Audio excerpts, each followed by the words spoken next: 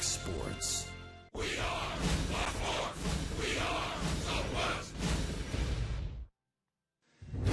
The first-place Texas Rangers return home after taking 2 of 3 in San Francisco. Craig Gentry continues to wield a hot bat, hitting .478 over the last 10 games. Tonight, he and the Rangers meet Kirk Gibson's red-hot Arizona Diamondbacks, who are fresh off a sweep of the Oakland A's. They feature co-National League Player of the Week Jason Kubel, who's batting .571 over his last 4 games. Interleague play continues in Arlington right now on Fox Sports Southwest.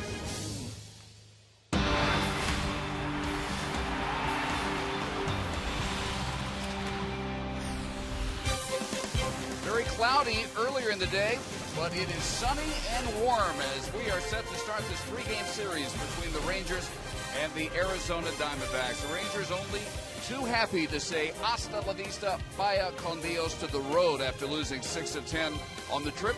That wound up on Sunday. One bright spot, however, was Craig Gentry. And for more, here's Emily Jones. Well, Craig Gentry has started 4 of the...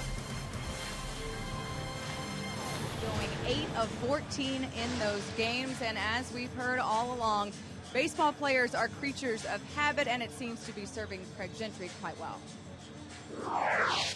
Getting in there and getting, like you said, getting a routine going and getting consistent ABs, it's always important. And I'm just going up there and feeling more comfortable with every day and just trying to carry it over.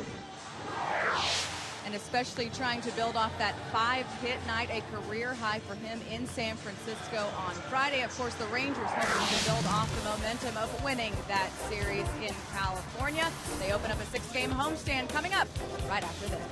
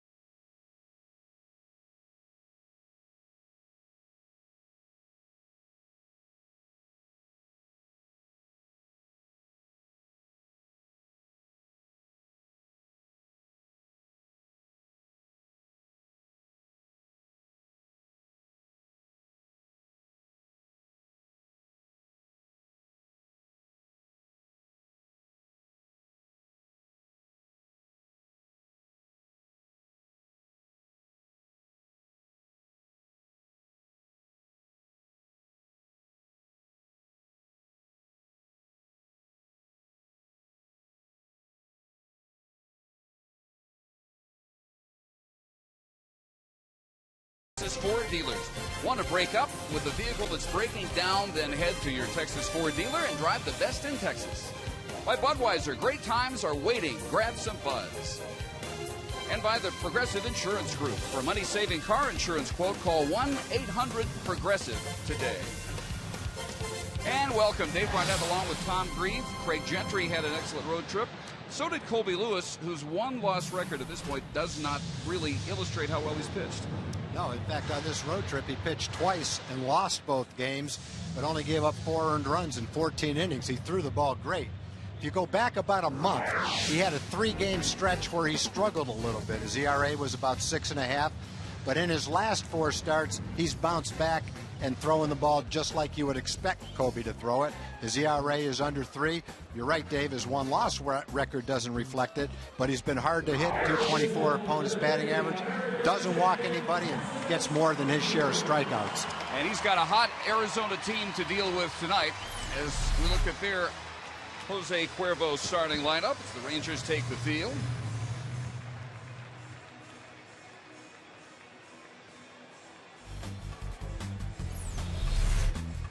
And leading off will be their left fielder, Gerardo Parra. Willie Bloomquist hitting second at short. Justin Upton bats third at right field. The DH is Jason Kubel, with Paul Goldschmidt playing first base. The catchers Miguel Montero. Chris Young is in center. Aaron Bell at second, and Josh Bell batting ninth at third base as we check tonight's Nissan scouting report for Colby Lewis. Well, Colby's win-loss record is only 4-5. He's got a solid ERA at 3.38. He's had 12 starts, lowest ERA among American League pitchers with a losing record. 38 strikeouts, 6 walks in his last 7 starts.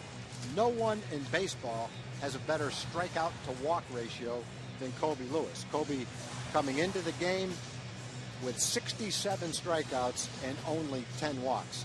Nobody has a better walks per 9 inning ratio than Colby Lewis as well.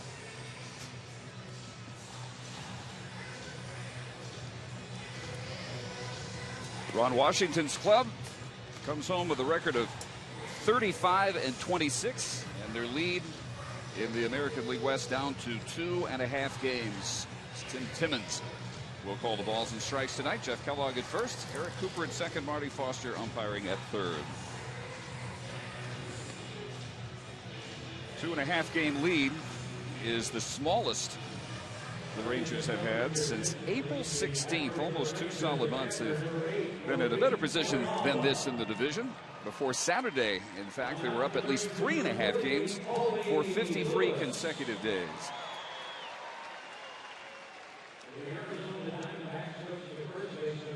The Angels, hottest team in baseball for about the last 6 weeks, and now 4 games over 500, with Seattle and Oakland bringing up the rear. And the Ranger defense will have Hamilton, Gentry, and Murphy in the outfield. Third starting right so far this year for David. Beltre, Andrews, Kinsler, Moreland in the infield, and Torrealba behind the plate.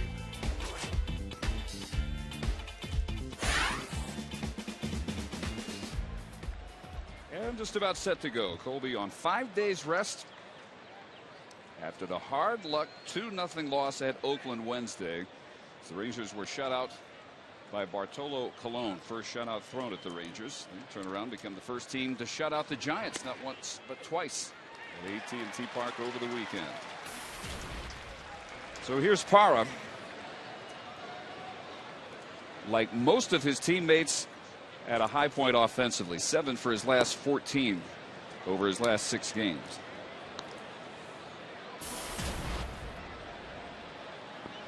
Arizona has a good lineup. Not surprising that they're in a pretty good streak. They got a lot of guys that can hit from top to bottom in their lineup. They come into the game, they're only 30-30. They're 8 games out in 3rd place, but most people think they've got a better team than 30-30.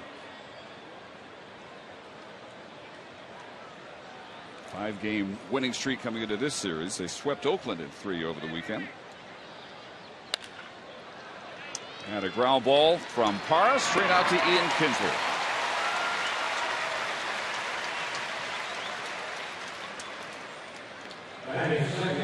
Five straight wins for Arizona, but against the Rangers, 5 straight losses. Last met in Phoenix, 2009. The last time the Diamondbacks were here, 2006. Here's Willie Bloomquist. His average up just under 300. 6 multi-hit games in his last 7 overall will do that for you. 438 over that span. Bloomquist, former Arizona State Sun Devil, and surprisingly, as prominent as that baseball program is, the first Sun Devil to play for the Diamondbacks. As he checks his swing, confirmed by Jeff Kellogg.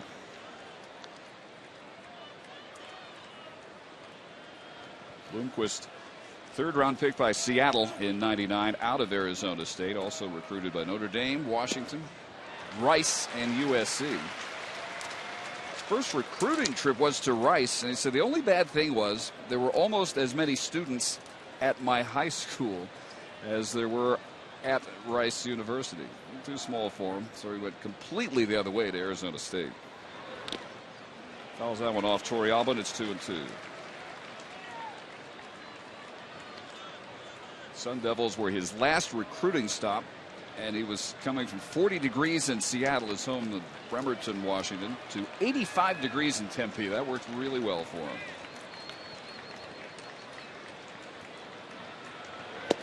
And Colby gets him swinging for out number 2. A good cutter right there by Colby. Threw some fastballs away. This looks like a fastball away till right at the end.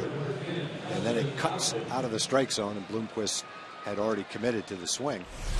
Bloomquist doesn't walk very much. Only 10 walks in 180 at-bats. A little bit of a free swinger. So 2 outs. Here's Justin Upton. Hitting .250 on the year, but picking it up late. Upton 4th in the balloting for National League MVP last year. Made his second All-Star team. Won his first Silver Slugger Award.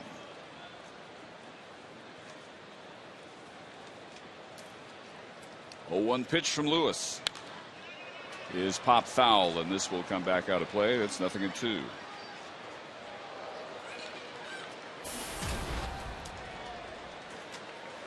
Colby Lewis losing his last 2 starts despite pitching well. 4 earned runs on just 10 hits, 1 walk in 14 2/3 innings. Tough matchup with Ian Kennedy on the mound for the Diamondbacks tonight.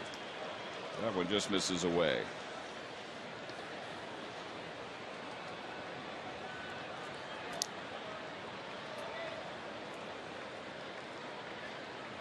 First time for Lewis ever to face the Diamondbacks. And another looper foul. In fact, for Colby, his only regular season appearance against the National League West was 5 years ago, almost to the day. 1 scoreless inning for the A's at San Francisco.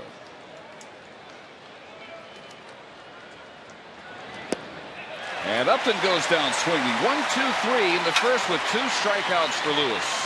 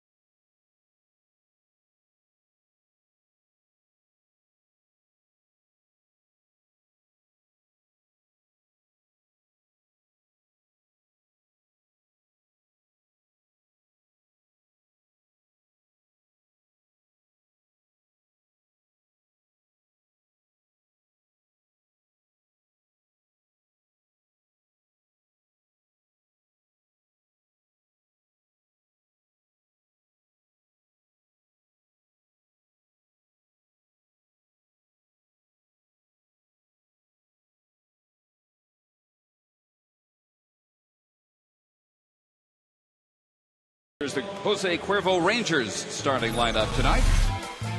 And it will begin with Ian Kinsler as usual. Elvis Andrus, Josh Hamilton at left field. Beltre hitting cleanup. Michael Young back at DH. David Murphy's third start of the season, second in a row in right field, with Torey Alba catching, Mitch Moreland at first, and Craig Gentry in center field batting ninth. This on Scouting Report for Ian Kennedy. Yeah, one of the fine right-handers in baseball. His ERA is a little higher this year than it was last year. But his last two starts have been great. 2-0, 0.66 ERA, 19 strikeouts, only 3 walks. Last year he was fourth in the Cy Young balloting. He won 21 games through 220 innings, had 198 strikeouts. So he was a very good pitcher last year for the Diamondbacks. And he's pitching really well right now.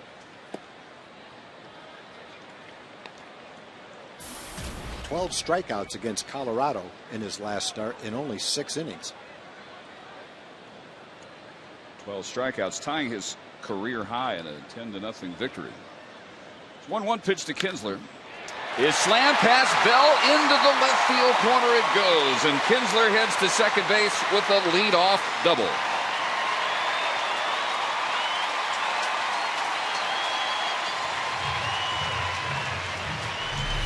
Oh, Ian jumped on a fastball inside part of the plate and rips it by Bell at third base. Good start for the Rangers, trying to get on the board early. Get those bats going. A bunch of guys in the lineup hot at the same time. Get some rallies.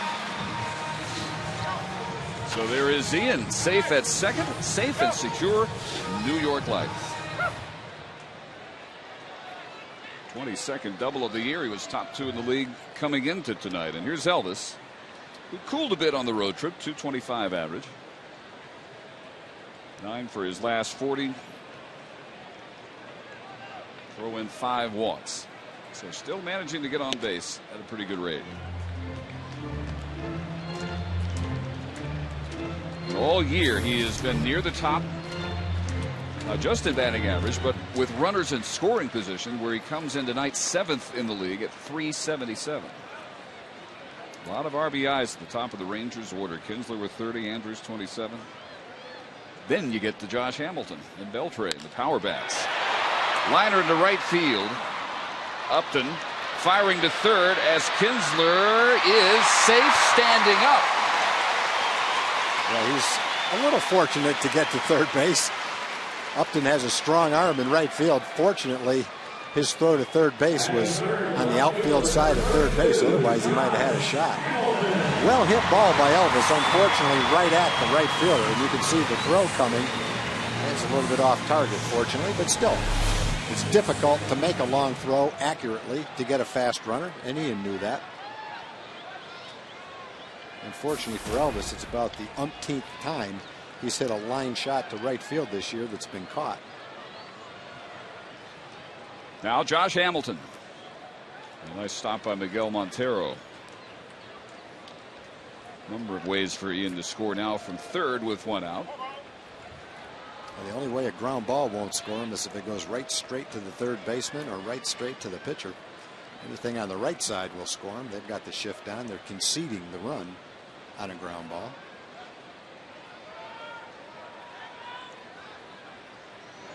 One-0 pitch. Foul straight back. Josh Hamilton, second all-time in interleague play with the average of 358. There are similarities between Kobe Lewis and Ian Kennedy. Neither one lights up a radar gun. Both of them have really good control and command. They don't walk many. They have a good assortment of off-speed pitches. And they both get more than their share of strikeouts. Kennedy has a really good changeup, sneaky fastball. Josh has missed a couple of opportunities to hit the fastball. He's fouled them both off. Now behind in the count. Got to be concerned not only about the fastball, but also about that good changeup that he's got. 27-year-old from Huntington Beach, California. There's 1-2 pitch. There goes the bat sailing over the Rangers dugout, and that was a one-handed grab there. Everybody's okay, and he gets some applause for coming up with that one, but it is out number 2. Yeah, Josh got the changeup that time, but he got the changeup after having a couple of shots to hit the fastball, which he normally does. But in this at bat, Josh fouled them both off and then had to contend with that fastball. Great play there. See a lot of one-hand grabs on a ball, but not a bat. Yeah, that's way more impressive. You got a bat helicoptering towards you. So 2 outs, and now here is Beltre with a 4-game hitting streak and hits in 5 of his last 6 games.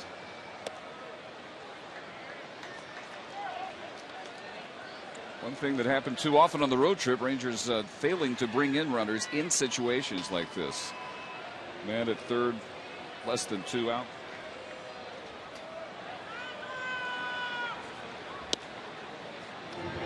Two balls and no strikes to Beltre.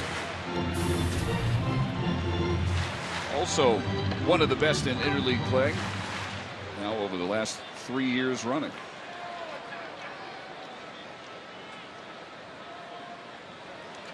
That one getting behind Montero, and here comes Kinsler to score the first run of the game.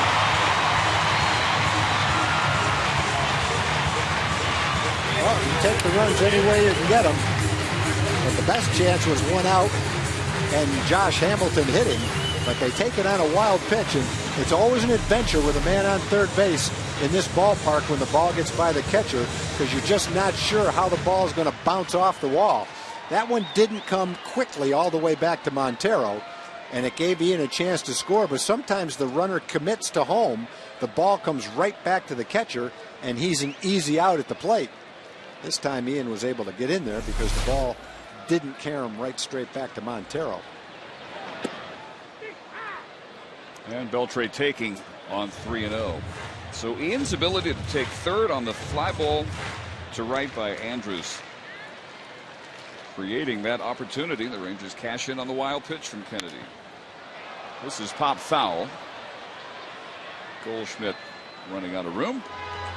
And tonight's keys to the game brought to you by Land Rover. Scoring opportunities. Rangers have taken care of their first tonight. And the last road trip, the Rangers didn't hit as well with runners in scoring position as they have on the season. But overall, they didn't hit well either. Batting averages for almost all the players were down on the last road trip.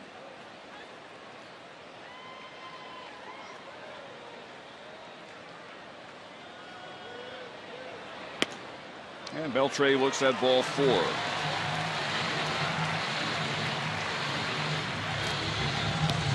So Adrian aboard with 2 outs, a run in. And Michael Young back to the DH spot after starting at first base. All 6 interleague games coming into this contest tonight, because they're all on the road at Houston and at San Francisco.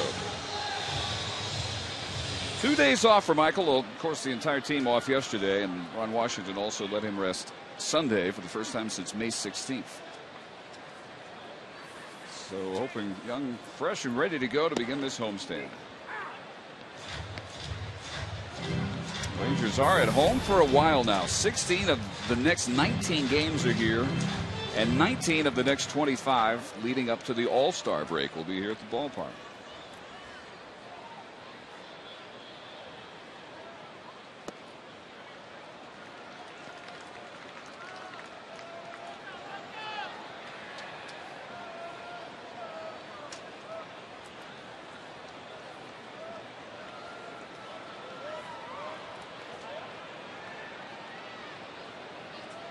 Kennedy not a quick worker, especially with men on. Roll to the right side, and able to make the play. Aaron Hill throwing against his momentum. The Rangers get a run in the first off Kennedy, 1-0.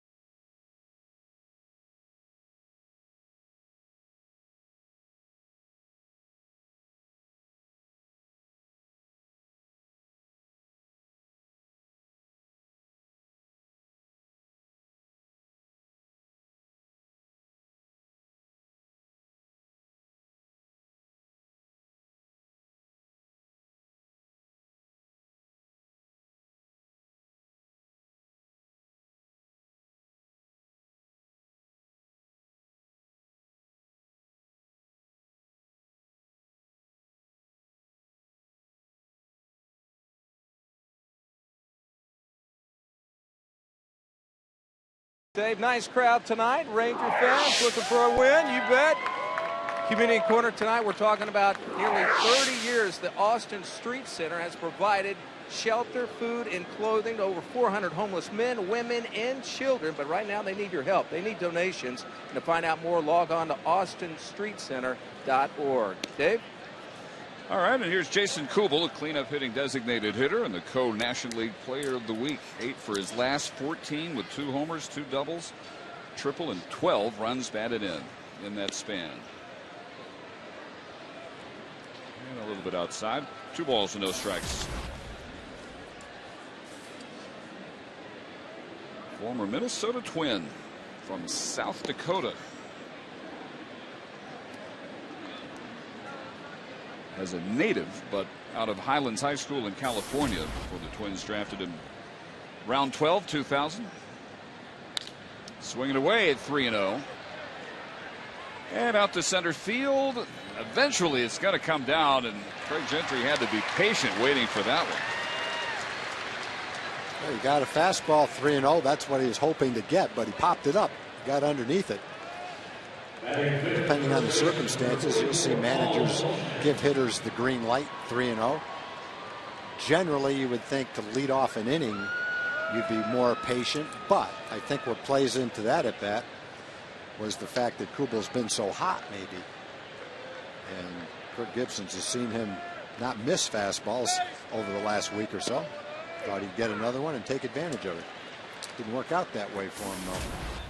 So here's Paul Goldschmidt, 8th round draft pick just 3 years ago out of Texas State and the Woodlands High School, where he teamed with Kyle Drabeck of the Blue Jays in the 2006 National High School Championship team. Drafted out of high school by the Dodgers, 49th round, went to Texas State instead.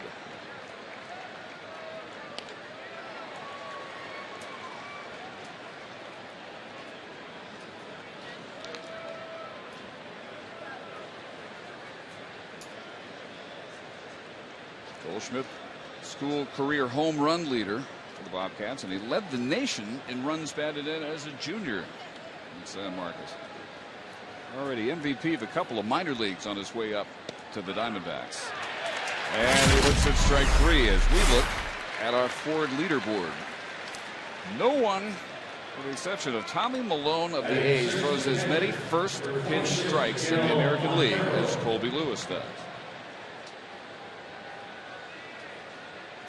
Well above the average of 59%. He caught Goldschmidt mad at bat, waiting for a slider. He'd thrown him several of them down and away. Instead, he threw him a fastball that tailed on the inside part of the plate, and he took it all the way. 3rd strikeout for Colby. And there's the first pitch curve dropping in for a strike to the catcher, Miguel Montero.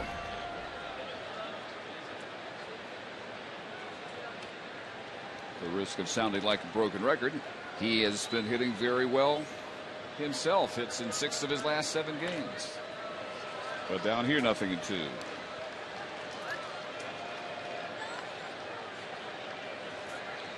Saturday on Baseball Night in America, interleague play returns. The Astros visit the ballpark to take on the Rangers with the silver boot on the line. Rangers taking 2 of 3 in Houston last month. Baseball Night in America telecast presented by Budweiser begins Saturday at 6 p.m. only on Fox. Montero grounds out to Elvis Andrus. 6 up and 6 down against Colby Lewis.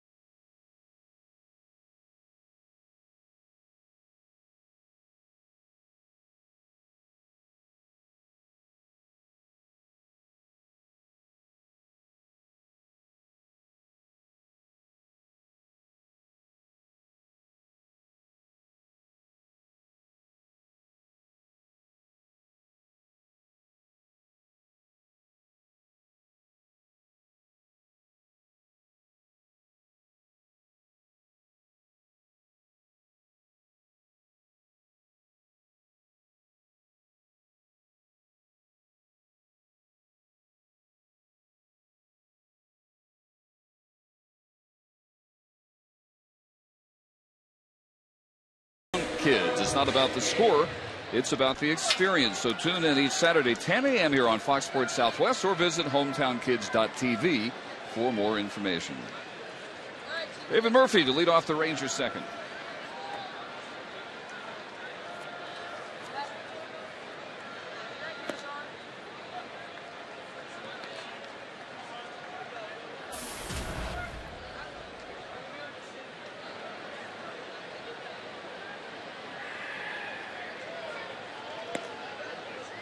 In there for a strike, 1-1 to David. One for his last 12. That one hit was a triple in the 9th inning Sunday in San Francisco. 1-2. Nelson Cruz sent home after coming to the ballpark today with a virus. Ron Washington said he just looked awful. They hope he's ready tomorrow, so that's why Murphy is in right field for just the 3rd time this year. Well, the Rangers have been through the stomach ailments, viruses. Now they've got Felice, Holland, and Ogando on the disabled list. They have to battle through this situation. There's a base hit to center field for David Murphy. And the Rangers with leadoff hits in each of the first 2 innings now. Yeah, look at Holland was a 16-game winner last year. Felice was 3-1. His ERA was right around 3. Opponents were hitting less than 200 against him. Ogando was going to be terrific whatever role he was in, but he was getting a spot start the other day. 9 up, 9 down, was throwing 99 miles an hour in the 3rd inning. Versatility that he offers in the bullpen is just irreplaceable. And so when you take 2/5 of your starting rotation out and one of the more valuable pitchers on the whole team in Ogando, that's pretty tough. But Rangers have depth. That's one of the strengths of their team, strengths of their pitching staff. And so they'll make do.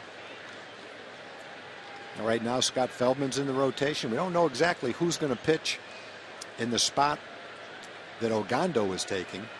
We'll just have to wait and see what happens there. Roy Oswalt will be here eventually, but I think he's got another start after tonight to make before he comes back. And they're going to evaluate him where he is after that next start. Right. So we'll see.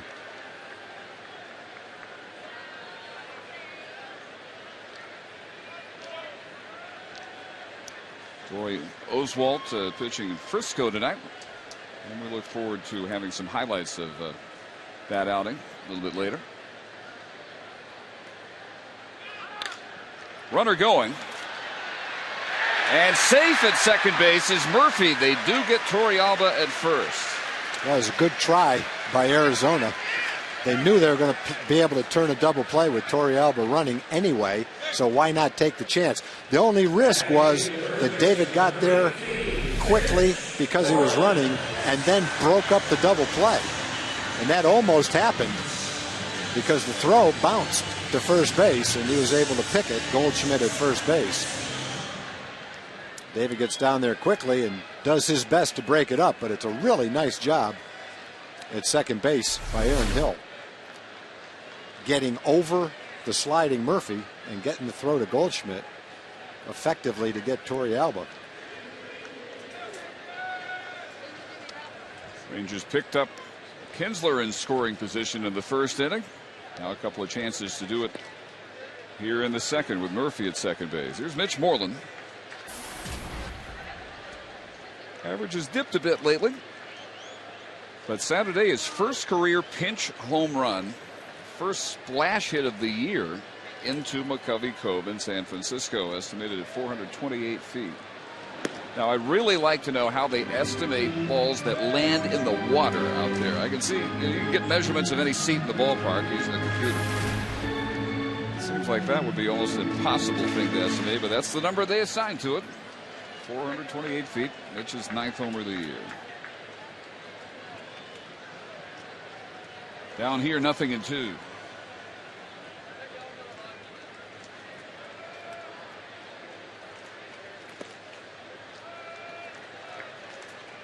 Craig Gentry will be next.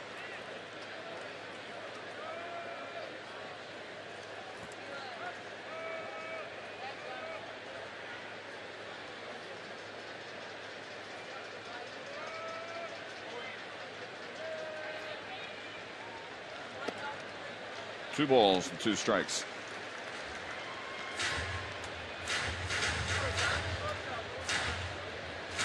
Angels tonight playing in the Freeway Series at Dodger Stadium.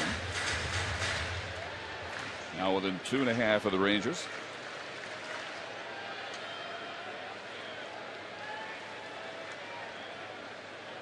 Seattle and Oakland also playing later starting games. This one lifted high toward the right field corner. And Justin Upton is there to make the grab as Murphy takes third, and we take you down to Emily. Well, you guys talked about Alexi Agondo and that groin injury that will put him on the DL for 4 to 6 weeks. The Rangers say they would like to have him back on a big league mound within that 4 to 6 weeks period. But there you see Michael Kirkman called up. He's been pitching very well. That gives him that left arm out of the bullpen that this team does really need. And also, too, an interesting side note on Michael Kirkman. You'll remember earlier in the year he was diagnosed with a very treatable form of skin cancer. He's altering those treatments to switch things around due to the call-up. But good to see him back in Arlington and doing well.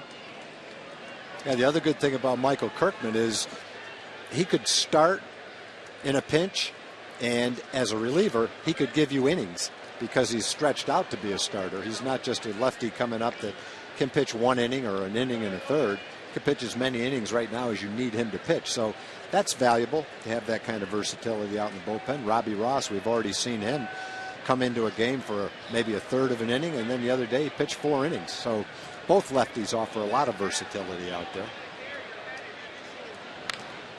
Popped up off the fist. And right near the bag, caught by Goldschmidt. So Murphy with the leadoff single ends up stranded at third. Still 1-0.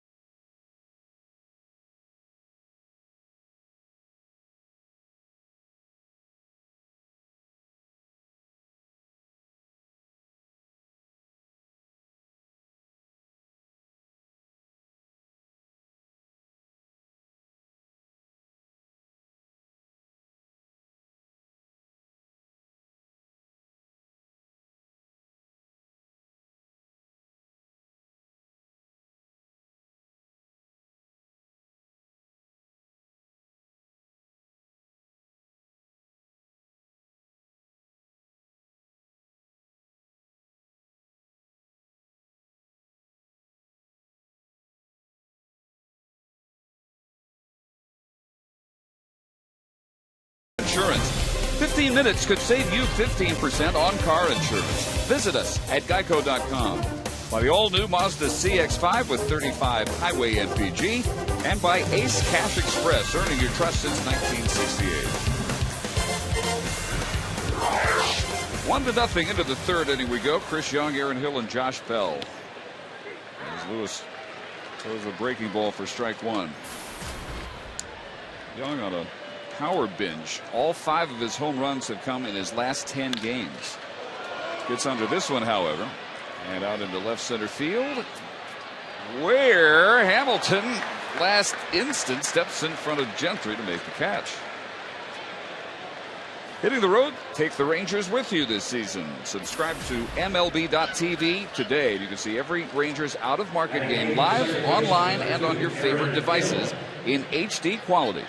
Visit TexasRangers.com to order and get more details. MLB.tv, baseball everywhere. One gone. Here's Aaron Hill, the second baseman. He has a 6-game hitting streak coming in. 435 average in the streak.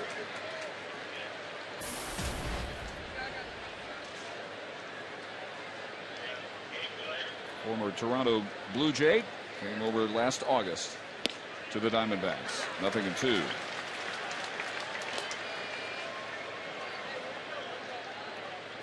Yeah, it wasn't that long ago that Hill hit 286 with 36 home runs and 108 RBIs. That was 2009. Hasn't done anything close to that since then. In fact, he hit 205 and 225 after that with the Blue Jays. Bounced back a little bit batting average wise with Arizona after he joined them last year, but not in the power department. Yeah, power department from that year 2009 on, among second basemen, only Dan Uggla and Robinson Cano have more homers than Hill. He hit 36 in 2009. Then the next 2 years combined, he hit 34. And Lewis gets him swinging. Strikeout number 4. That's just a very tough pitch to lay off of. Once Kobe establishes his fastball and gets ahead in the count, we've seen it already in this game. Bloomquist, Upton, Hill had not been able to lay off that hard slider down and away. And Kobe's fastball today has been really good. He hasn't located any of them in a good hitter zone. They've been in or out, but nothing in the middle of the plate.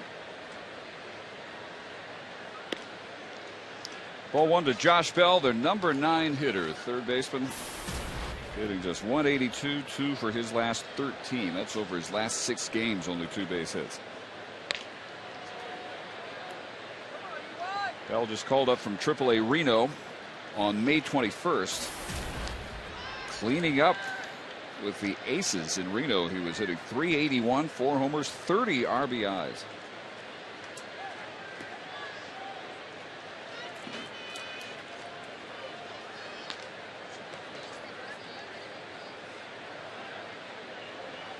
Not quite 2 months ago, Diamondbacks got Josh Bell from the Orioles for a player to be named later.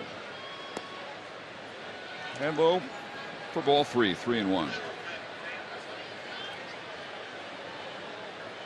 Sunday afternoon, Alexi Ogando retired the first 9 Giants in order. Lewis trying to do it here. And get the first 9 Diamondbacks.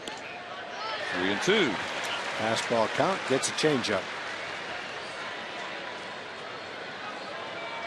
Very similar starting pitchers today in the way they go about their business and the results that they get.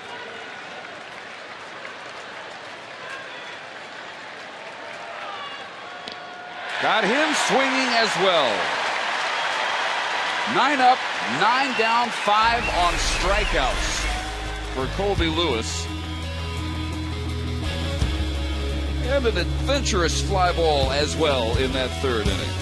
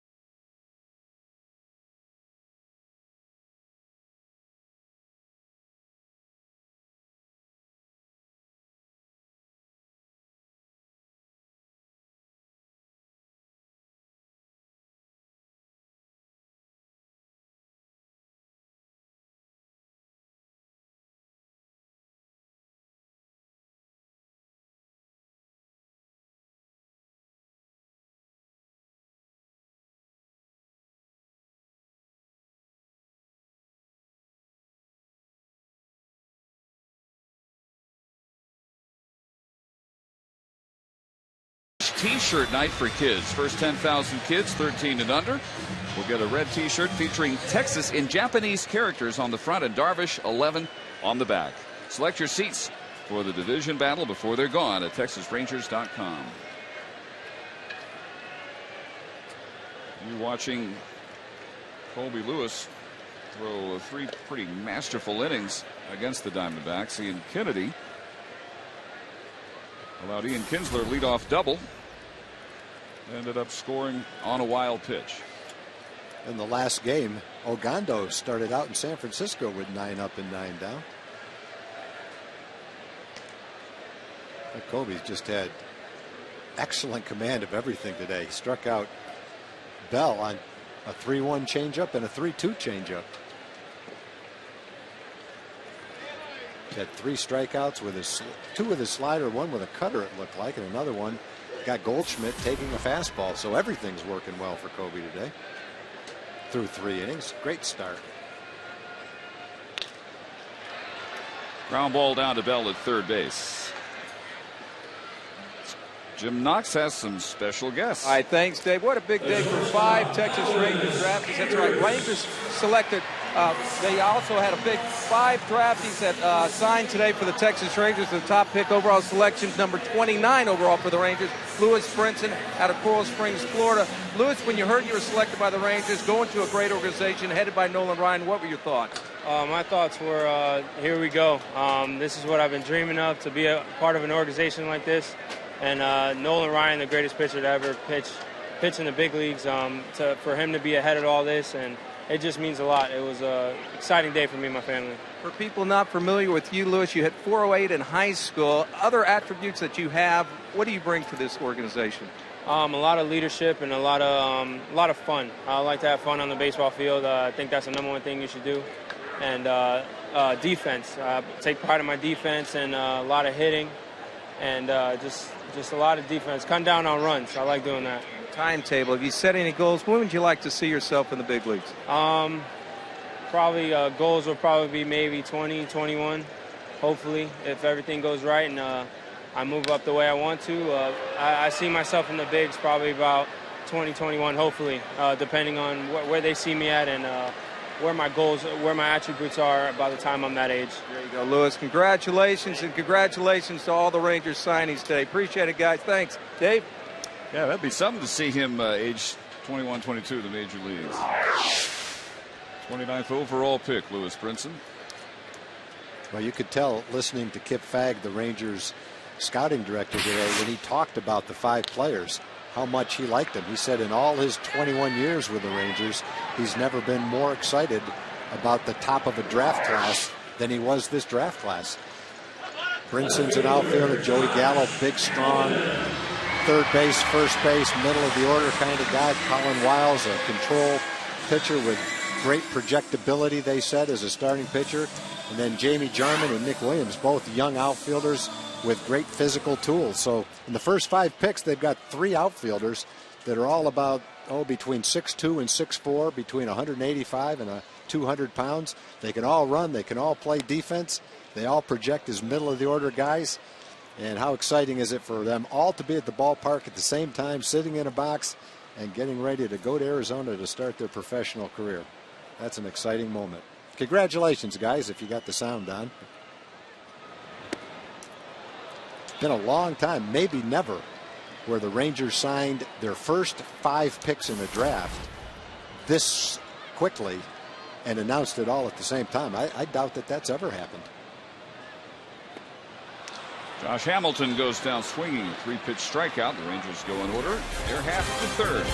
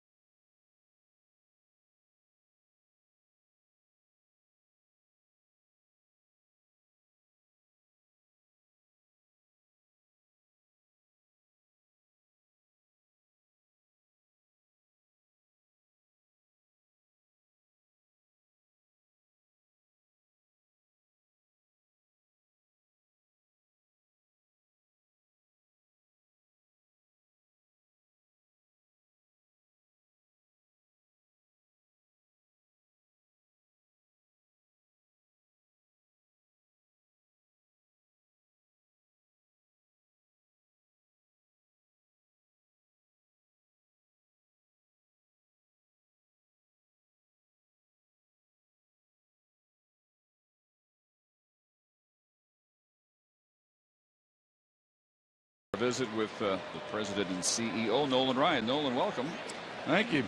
We just heard from the top draft pick, Lewis Brinson, at 5 all signing today. Can you ever remember a time where that happened? No, I really can't. I think that just shows the homework that our scouts did, and knowing that all the kids that we drafted up front wanted to play, they wanted to go out, and that they were able to get it done, and they gave them the ranges in which, you know, with the slotting situation like it is this year for the first time, that I think everybody kind of understood what they were dealing with, and so it was real unique to have that group of kids come in together, go out to a surprise together. And the big thing is that they're going to be able to start up immediately, where in the past, you know, a lot of times you didn't get to see them in the summer until you go to Arizona Instructional League.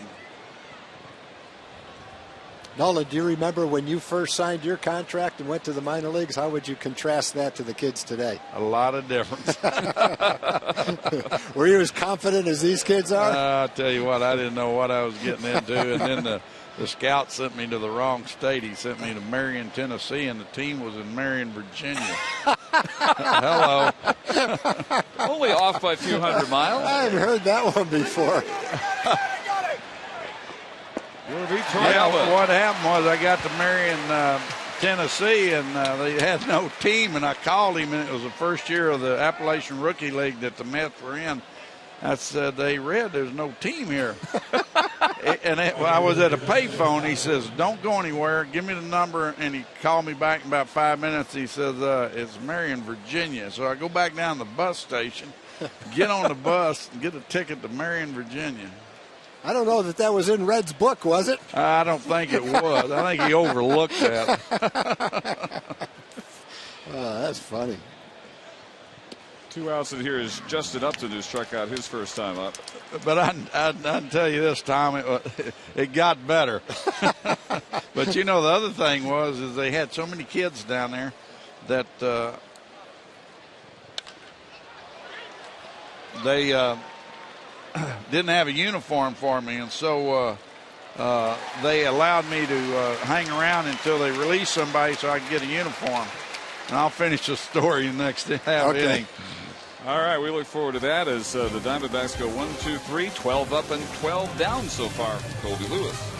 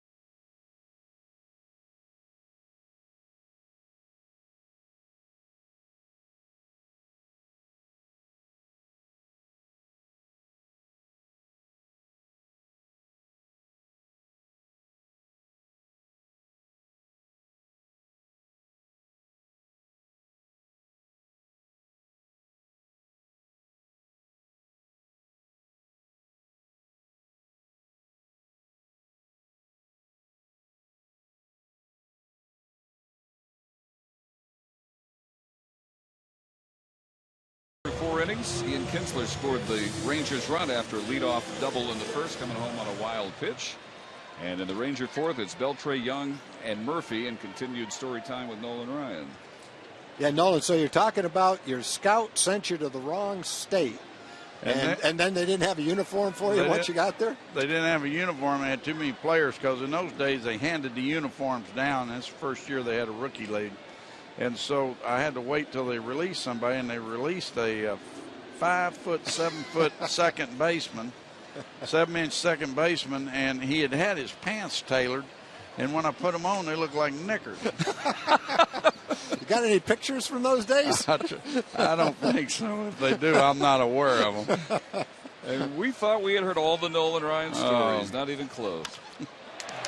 Base hit to left field for Adrian Beltre. 3 out of the first 4 innings. Rangers get the first man aboard.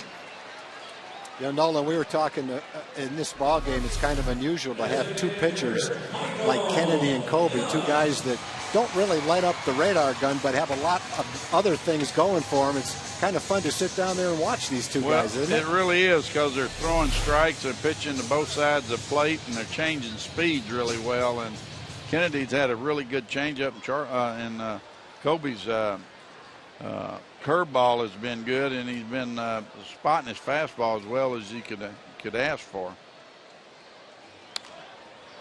Michael Young fouls the first Almost pitch be off. worthwhile making some kind of a video out of this game and using it for the rookie league kids, wouldn't it?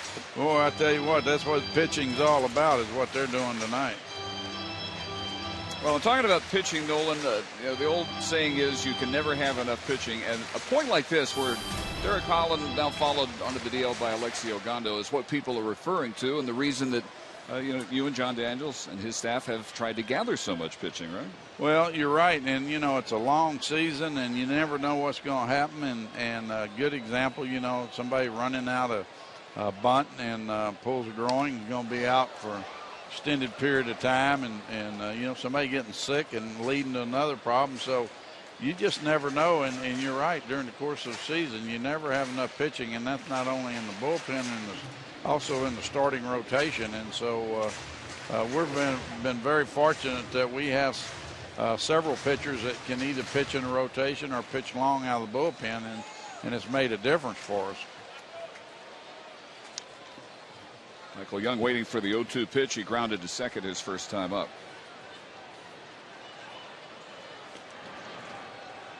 Beltre at first, now with a 5-game hitting streak.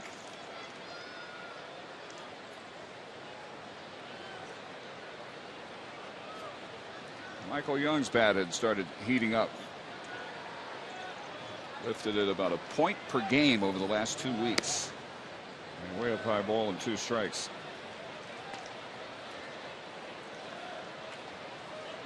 Nolan, Ron Washington said before the game that he made it implied, I think, the message that Roy Oswalt will be evaluated after his next start. Can we read into that he might not need 4 minor league outings before he comes up? Well, I think, he's pitching tonight down in Frisco, and I think they thought, well, we'll just see how he does. And Roy's been pushing to pitch more. He feels like he's in that kind of shape, and that he wants to speed the process up. And so I think tonight what they'll evaluate is, one, how far he pitches into the game, how he maintains his stuff, and then also what kind of command he has, because you worry about the command and how he maintains his stuff really when you start evaluating whether he could come up here and go right into the rotation.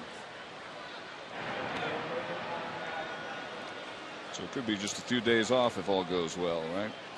Well, it'd be interesting to see, and I know we have several people over watching him tonight, and see what Steve Buechele thinks and see what Roy has to say. Kennedy's 1-2 pitch. 2 balls and 2 strikes. Well, Nolan, we'll let you get back to enjoying the game. As always, we enjoy our visit with you. All right, guys. Thanks, appreciate Nolan. it. Yeah, thanks. Rangers president, CEO. Telling some stories even Tom Grieve had never heard. I love before. the story about Red Murph sending him to the wrong state. I hadn't heard that before.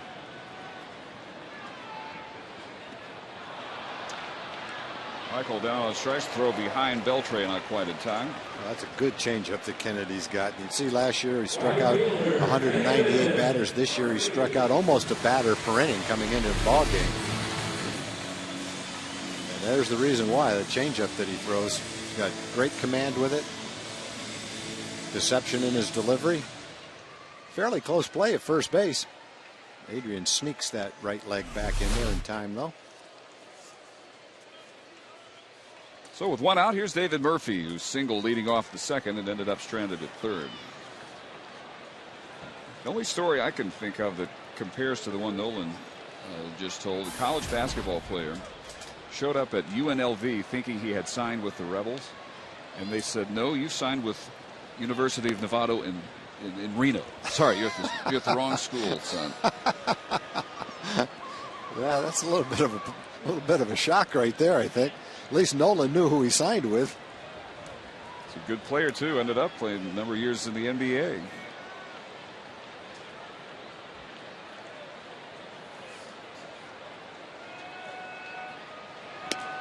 Look at that changeup. Wow. This is a lesson in pitching tonight. Ian Kennedy and Kobe Lewis.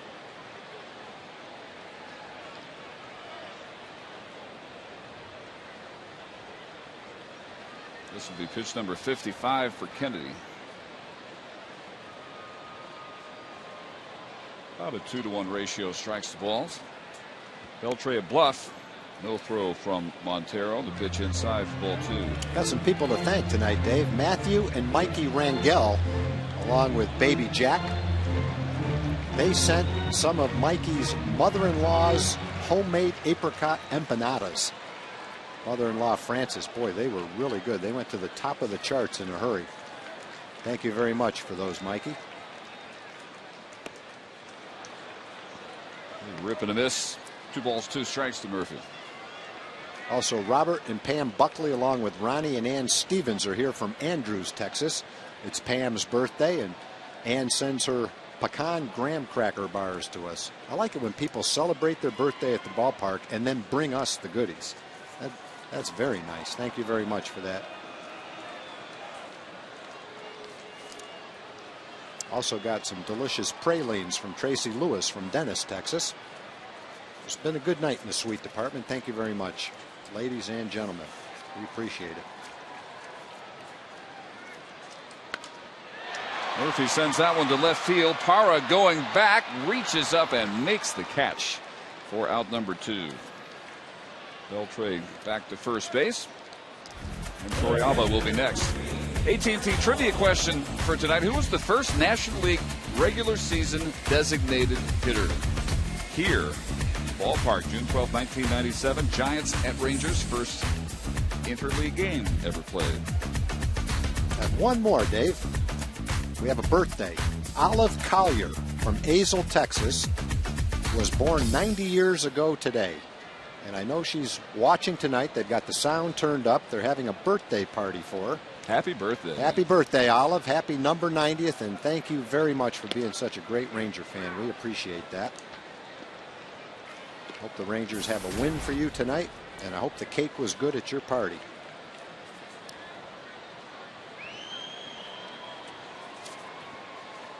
Torrealba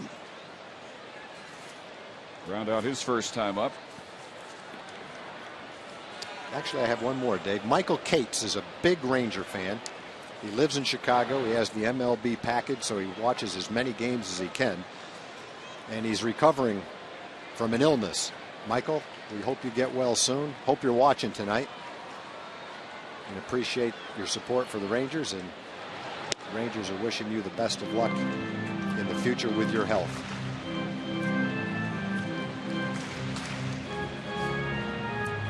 Between innings, I'm going back to have another homemade apricot empanada.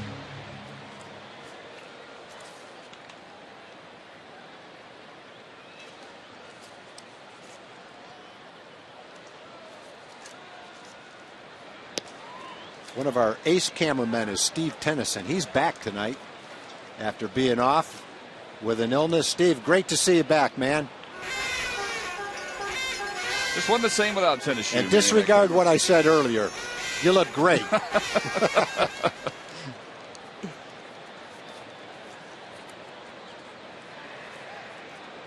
the 2-1 pitch down the right field line, slicing foul. And the count even now on Torrealba. Mitch Moreland would be next. 1 run on 3 hits for the Rangers. They've left 2. Diamondbacks still looking for a base runner. Their half of the 5th, it'll be the middle of their order. 4, 5, and 6. Kubo, Goldschmidt, and Montero. So Kobe Lewis has been masterful so far, and Ian Kennedy not far behind him.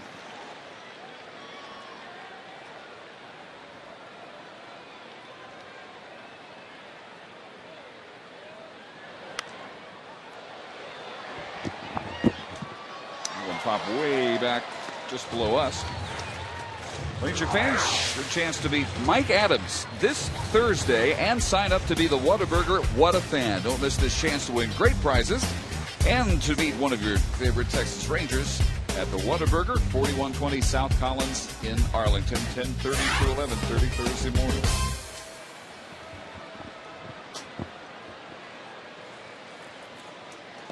Two-two pitch, and Torrealba waves at that one in the dirt.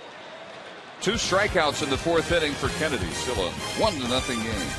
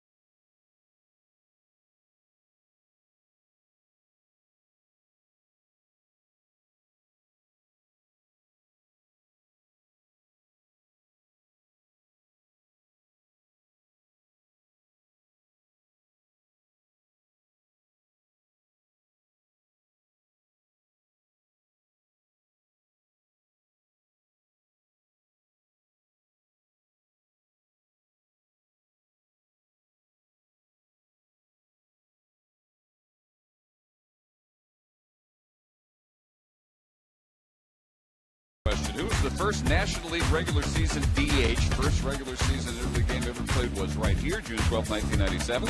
And it was Glenn Allen Hill of the Giants, who went 0 for 3, did drive in a run in that rather historic encounter. Ready for the 5th inning and our visit with Mark McLemore. Welcome. Thank you. What do you think of Colby Lewis so far? Besides, he's been perfect. We've established that. What is it that's making him pitch so well tonight, do you think? Well, usually when Colby's having success, he's able to spot his fastball. And when he's able to spot his fastball, put it on the inside corner, the outside corner, it sets up his off-speed pitches. And that's what he's been doing. He's following his game plan and just doing a tremendous job so far. We're talking to Nolan about this, Mac. It's kind of fun to watch these two pitchers go through the lineups, getting their share of strikeouts and not lighting up a radar gun over 90 miles an hour. Well, what that's called pitching. Sure is. It's not just throwing the ball because you're throwing 95, 96, you're getting punch outs. They're using location, and that's what makes both of these guys successful. I mean, Kennedy's throwing topping out at 88, but he's throwing strikes. He's throwing right on the corners. Kubel barely able to stay alive with that foul ball. He was swinging away his first time up at 3-0 and got under one and hit a sky-high pop-up out to center field.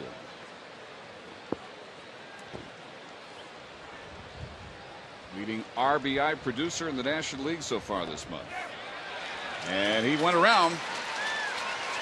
Strikeout number 6 for Colby Lewis. And our Jimmy John's delivery of the game tonight so far for Colby. Colby's had his slider working. He's had his fastball working. He's mixed in some curveballs along the way. And he also got a strikeout with his changeup. So all his pitches are working well tonight, especially where he's locating all of them. None of them are near the center of the plate. Frustrating night to be a hitter on either team tonight with the stuff that they're seeing. It is. Neither pitcher's really making a mistake down the middle of the plate. No. If they're missing off the inside part or off the outside part, and usually you're not going to get hurt there. Outside corner, 0-2 to Paul Goldschmidt. He was caught looking his first time. I mean, you look at that pitch there. You can't hit that pitch. As a right-hand hitter, if you hit it, that's a weak ground ball to the right side. Checks his swing. Last time Kobe got Goldschmidt, I think, looking away for that slider, and they threw him a fastball right down the middle of the plate, and he took it. Goldschmidt's got to be thinking to himself, what's it going to be this time?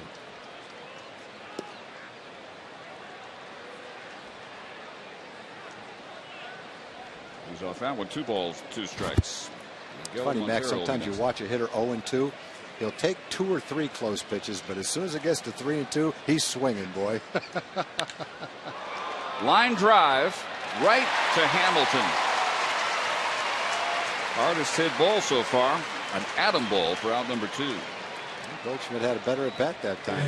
Waited on that off-speed pitch.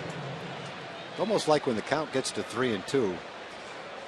Some of us say as hitters, okay, he's got to throw a fastball now. I'm going to get a strike. No, I was one of them. He's got. I was too. Say, okay, he messed around 0-2, 1-2, 2-2. Now he's got to throw a strike. I'm swinging. He throws the same pitch. You miss it by a mile. People are in the stands wondering, why did he swing it? He's swinging in the dirt. You just took it 2 straight times. Yeah, just be glad I took it 2 of them. I could have swung at the first one. Got this over with a lot earlier. Oh, it's really not as easy as it looks. No, it's not. High fly ball out to Hamilton. And through 5 innings now, Colby Lewis still yet to allow a base runner.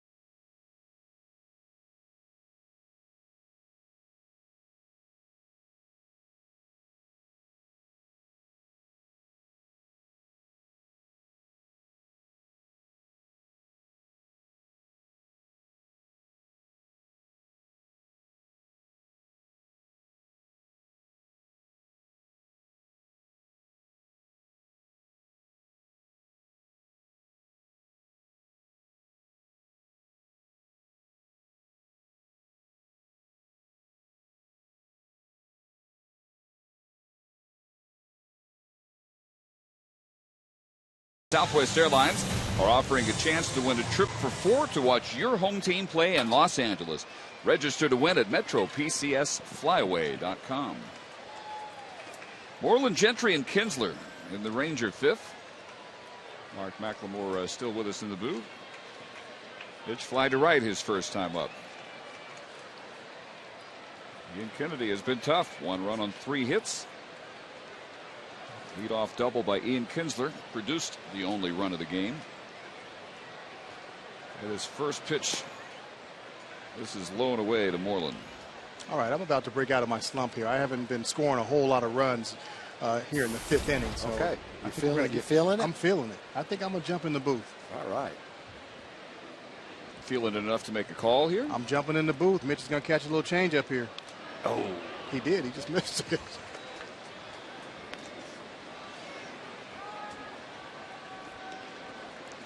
Mac, what did you think about interleague play?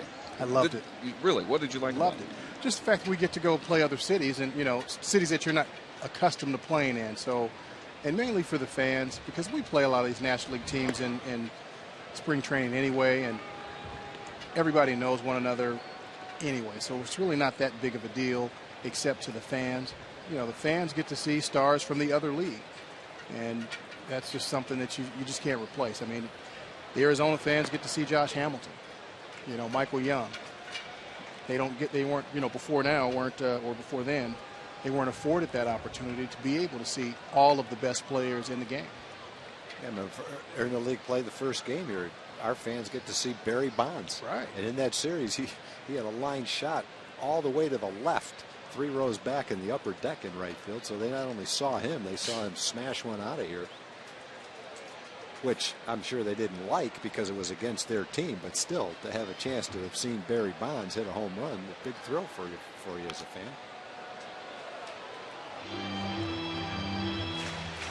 I never got to play in interleague play, but I would have liked it for those reasons too. Just to go to the different cities, play the different teams, see the other great players. For a fan, I would definitely like it for those reasons.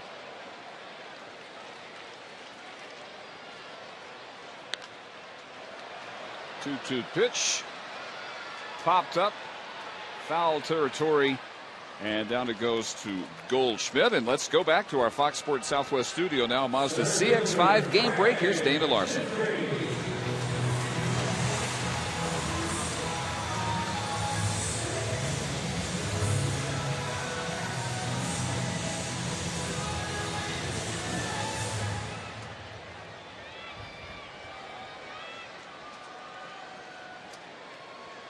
All right, Dana, thanks.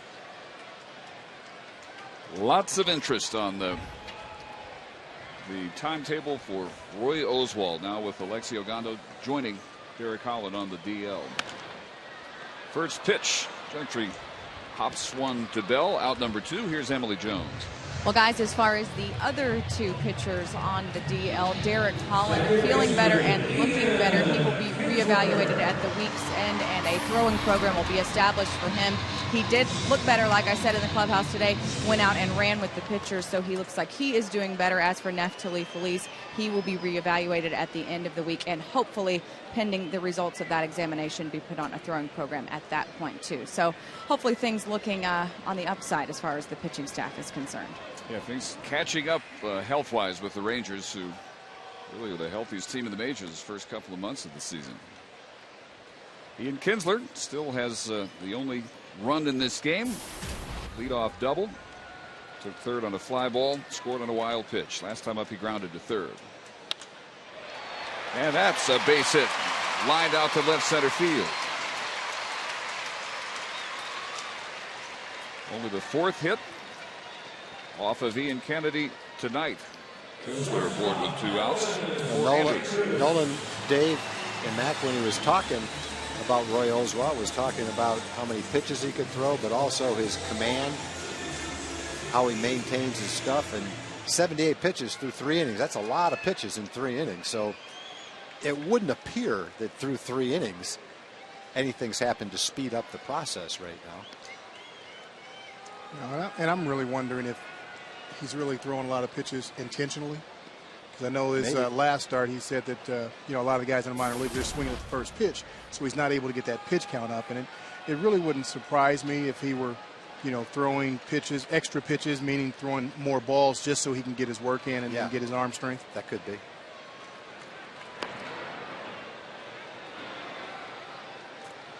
That really turned out to be a timely signing, because at the point in which they got Oswalt signed, they were only dealing with the absence of Feliz, but joined by 2 other prominent Ranger pitchers since then on the DL.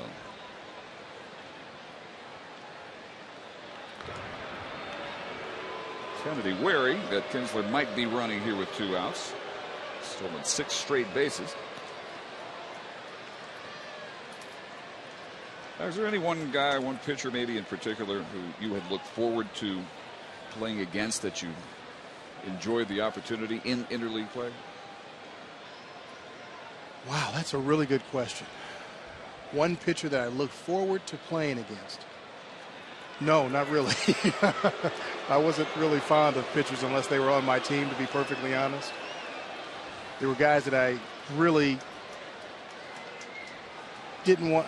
I wanted to face, but didn't want to face. I wanted to face them because they were a challenge, but I knew if I didn't bring my A game, it would be very embarrassing.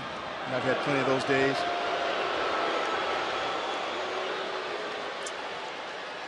Trying to think of somebody that would fit I didn't that. need to stump you here. Earl Hershiser. Now, I would probably say I did look forward to that, but I knew it was going to be a tough assignment. And it was? Oh yes, it was. It was. But it was great. I mean, it gets you ready, gets you pumped up to play. Diving stop by Bell, throws from a knee and robs Elvis Andrus. One hit, one left. Colby Lewis ready to go to work for the 6th inning. He is still not allowed a single base runner in this game.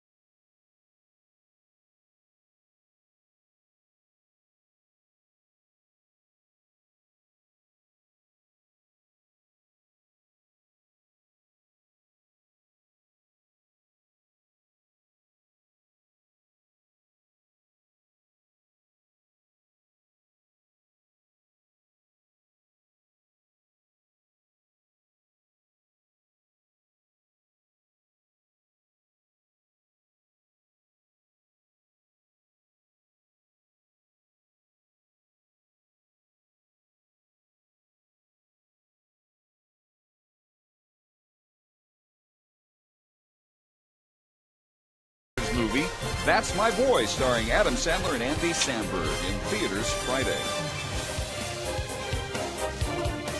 Top of the 6th inning, in the bottom third of the order for Arizona. Chris Young, who flied to left back in the 3rd, and then Aaron Hill and Josh Bell, both of whom struck out. 6 strikeouts through 5 for Colby. And strike 1 to Young. There's one of the few breaking balls that Colby has hung. Fortunately, Young took that pitch and got underneath that one. Shallow left. Hamilton is there. Let's check in with Jim Knox. All right, thanks, Dave. John Blake of the Rangers here with some good news about the All-Star voting, right, John? Well, Ranger fans are doing a great job so far, Jim. We have 5 Rangers currently in first place in the All-Star voting. We've got Ian Kinsler at second base, Beltre at third base, 2 outfielders, Josh Hamilton, who leads all vote getters, and Nelson Cruz, Mike Napoli behind the plate, Elvis Andrus and Michael Young in second place at shortstop and designated hitter respectively. Fans are doing a great job, but they've still got to keep voting, keep those Rangers in the starting lineup for the game in Kansas City. There we go. Real quick, cutoff date is what? You can vote here at the ballpark until the 17th of June, and then online balloting continues through the end of the month. There we go. Keep voting, Ranger fans. Thanks, John. Good seeing you. Appreciate it. Thanks, Jim, and vote Rangers. Vote Rangers. There you go. Dave? 0-2 to Aaron Hill. When you look at that vote total for Josh Hamilton, more than the next 2 vote getters combined behind him. 0-2 pitch. Line drive. There is the first base runner. A solid single to left off the bat of Aaron Hill, who now has a 7-game hitting streak. Colby again, he hung the slider that time. So second time this inning he's done it. I think the first time in the game he's had that. But he got ahead with his fastball 0-2.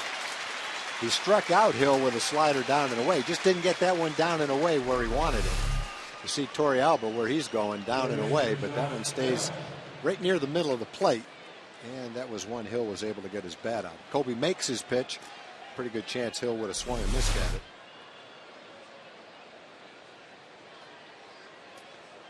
So Hill at first with one out. And Josh Bell struck out swinging at a 3-2 pitch to end the third. 1 run on 4 hits, no errors, 4 left for the Rangers. No runs now on 1 hit, no errors. Obviously, to this point, nobody left on. See if this turns into 2. Kinsler with the tag and the toss in time to end the inning. Yeah, the other day, Ian didn't run it at the base runner like that. He threw the ball too soon. This time, I think probably he learned from that experience. He runs them all the way down and makes the throw.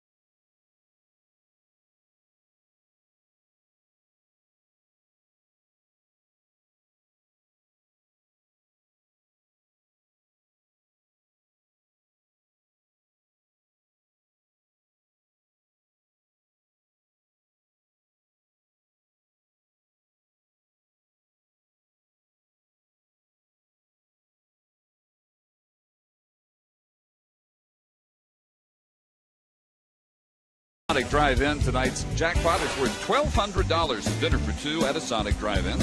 Tonight the Rangers are hitting for Gina Smith from Fort Worth. If a Ranger hits a grand slam during this inning, Gina Smith will win $25,000. You can register at any participating Sonic restaurant.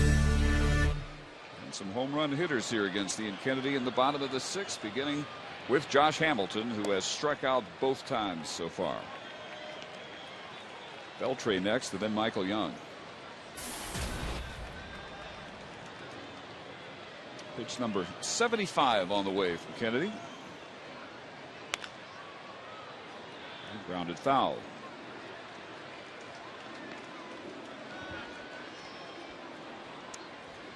Ian Kennedy just 5-5 on the season, but he had a career high 5-game losing streak last month. Came out of it his last 2 starts. 2-0 with an .066 earned run average. And allowed only 1 earned run in 13 2/3 innings coming into this game. Just get the feeling that with all the changeups he's throwing Josh, sooner or later he's going to get one up a little bit, and Josh is going to wait on it. He's struck him out a couple of times with changeups, not just the one he swung and missed at for strike 3, but others in the count. And he's doing the same thing in this count. So eventually a great hitter sees the pitch enough and you get it up a little bit and he takes care of the rest. This one is grounded out to Hill, playing short right for the first out. The all new $2 Powerball from the Texas Lottery has landed, and the current estimated annuitized jackpot is $240 million. Play today because Powerball has changed for the bigger. One out here in the 6th. Now Adrian Beltre. Kennedy has yet to retire him. He walked in the 1st, led off the 4th with a single.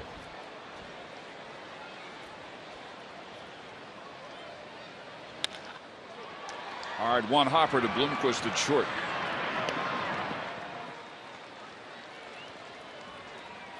Ian Kennedy last year, 21-4, ERA of 2.88.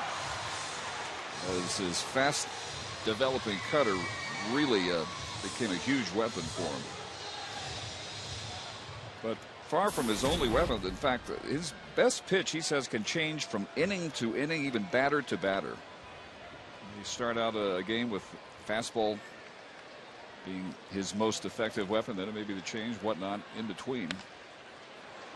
Always able to make adjustments on the fly. Emily? Well, guys, you talked about the injury situation, and this team didn't make its first roster move till May 21st, but since then it's kind of been pouring injuries, it seems. I mean, this year hasn't gone, perfectly, smooth. However, we're still in a really good spot. But last year, I think we spoiled a lot of people with the way our pitching staff stayed healthy all season. That's just doesn't really happen. So this year we have to deal with some injuries that every team has to deal with at some point. But it'll make us better in the long run to deal with stuff like this. The second we get everybody healthy, we're going to be in really good shape. That's a great point that Michael makes in tonight's Geico quote of the game, guys. That depth does pay off, and the experience gained at this time of the year will come in handy, obviously, later in the season. That is how it's supposed to work, for sure.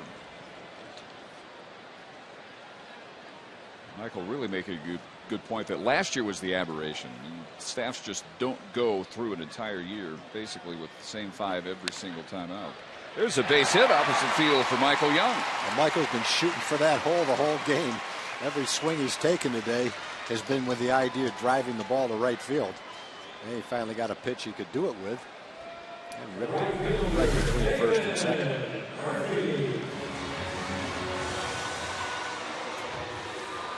Centered that one right over the heart of the plate.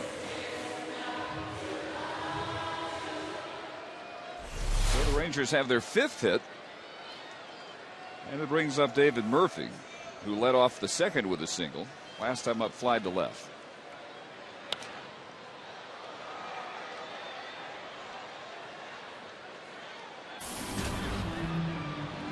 Murphy Kennedy's so adept at throw all his pitches to all 4 quadrants of the strike zone. Developed the cutter, as we said, excellent change with that late fade. Comes from the same arm slot as his fastball. All that coming together in the 21-win season last year for him. Former first-round pick by the Yankees out of USC. 2006, 3 years in the minors. And then came to Arizona in the blockbuster 3-team 7-player deal, which included Curtis Granderson, Austin Jackson, Edwin Jackson, Max Scherzer a couple of years ago. Diamondbacks got themselves an outstanding pitcher, 27-year-old from Huntington Beach, California. Yeah, the 2 interesting pitchers were Scherzer and Kennedy, 2 entirely different types of pitchers. Scherzer's a power pitcher with a mid-90s fastball. That's who the Tigers chose. D-backs chose Kennedy, more of a finesse pitcher. And to this point in time, Kennedy's had the better of it as far as performance on the field. Scherzer's had some spectacular games, but not the consistency that Kennedy's shown. Kennedy has shown that he's a top of the rotation guy right now. Scherzer's still too inconsistent to be considered that kind of a guy. That one hit high and deep down the right field line and gone. 2-run home run by David Murphy. Talking about throwing enough changeups that finally the hitters might wait on it. And David just barely waited on that changeup. He was a little out in front of it, didn't get it all. But he got it into the triangle, it looks like, right down the right field line. Just enough of it for that 2-out rally. Base hit, and there's a changeup. Just up enough, in enough, that David got enough of the bat on it to just sneak it out of here down the right field line. And it was the changeup that one of the hitters finally caught up with him. Right out into the wedgie out there, and that is worth $1,200 and dinner for two at a Sonic Drive-In for Gina Smith from Fort Worth. Yorvi Torrealba lines a base hit. After 2 quick outs, 3 straight hits now off of Kennedy by Young, Murphy, and now Yorvit. All you can eat seats are available in the upper home run porch for every game and include unlimited grilled chicken sandwiches, hot dogs, nachos, peanuts, popcorn, and soft drinks, all for one low price. The all-you-can-eat menu is served in the air-conditioned upper home run porch grill. So get your tickets today at TexasRangers.com or by calling 972 Rangers. Mitch Moreland with Torrealba at first. Mitch is flied to right, fouled out to the first baseman Goldschmidt.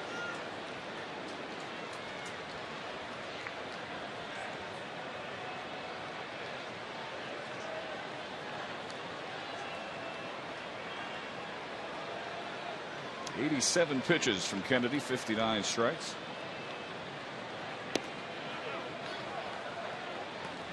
Only walked one batter, and that was harmless. Beltre in the first. 4 strikeouts. David Murphy's 6th home run of the year. RBIs 18 and 19. There's a very different complexion on the scoreboard right now.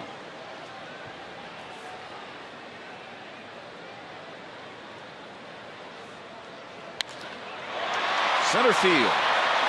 Young going back. Looks up off the wall. Torrealba being waved home. And he will score. And it's 4-0 Rangers. Well, when Mac was in the booth, he had made the call on Mitch Moreland. Mitch popped up in that at bat, but almost drove it out to the deepest part of the ballpark. One of the deepest parts, the 404 side in left center field.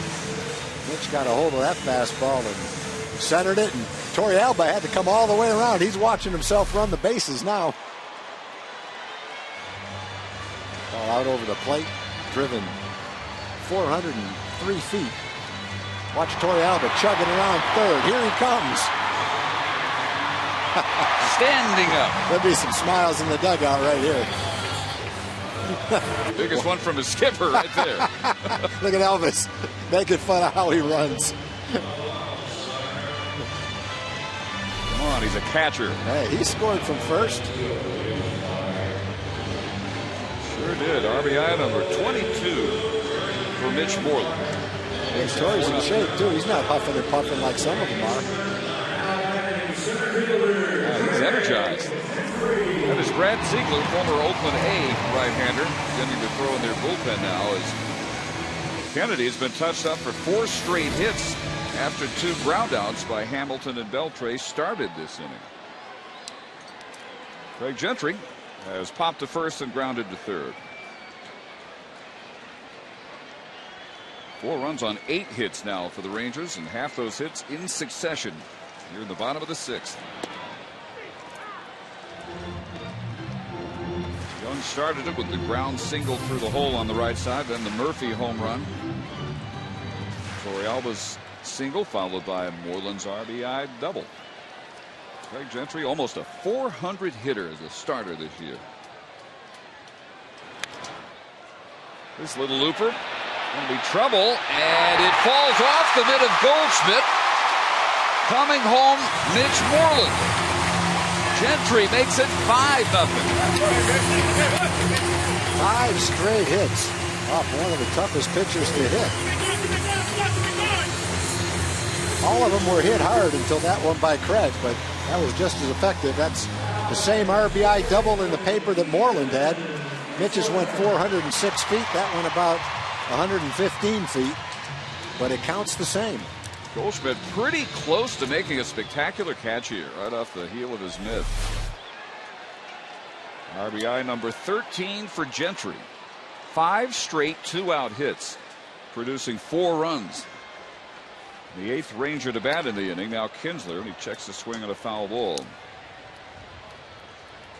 Before this inning, Ian had the only run of the game. A double and a single, as well as a ground out in between.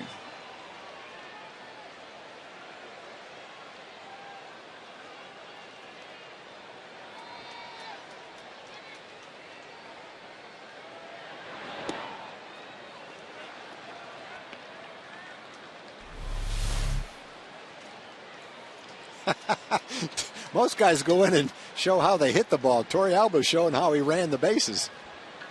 It's good enough to offer up a clinic in the dugout. Always thinking of the teammates. 2 balls and a strike to Ian. Only Miguel Cabrera with more multi-hit games than Ian Kinsler. That is including tonight, his 26th of the year. Another little looper. That's going to fall out in left center field and get Gentry home. Kinsler halfway to second before he skids and returns to the bag. He has made it 6-0. Almost all of these balls have been hit hard. The last 2 have been kind of lofted into the outfield for hits. They're kind of a nightmare of an inning for Kennedy. He's not used to having an inning like this. 6 straight hits. Inning started harmlessly with 2 easy ground balls, 1 to second, 1 to short. Anything but easy after that, though. That is going to do it for Ian Kennedy. Another ball left right over the middle of the plate. Turning into the 6th straight 2-out hit here in the 6th inning. 22 pitches, and Kennedy could not get that 3rd out. So on comes Brad Ziegler in a 6-0 ball game.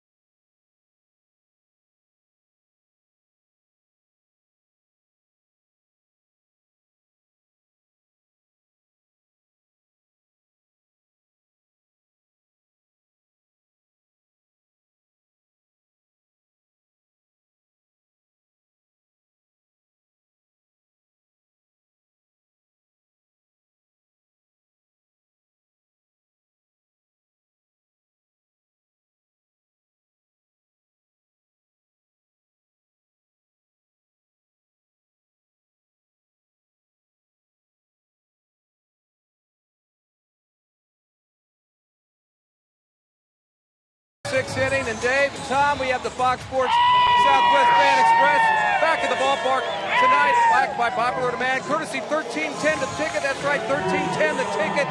Jason on board. Everything was great, wasn't it? Was it missing anything? Everything was great. The only thing that was missing is more Squid Bash talk and Mike Reiner. That's the only Mike Reiner of 1310 The Ticket. Okay, Hardline, right? Hardline. 3 to 7 in the afternoon. Absolutely. There we go. Good to have you on board. Fox Sports Southwest girls also on hand.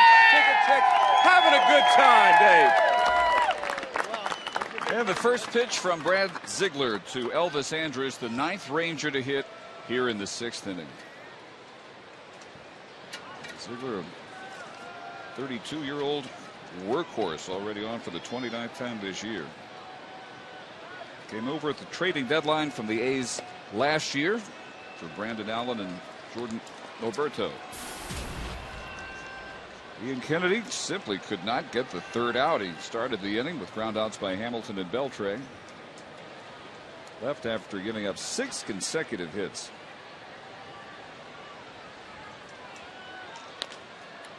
And this chopper right back to Ziegler. finally ending one of the biggest innings the Rangers have put together this year. They bat around, 2-out, 2-run home run by David Murphy. Got it going.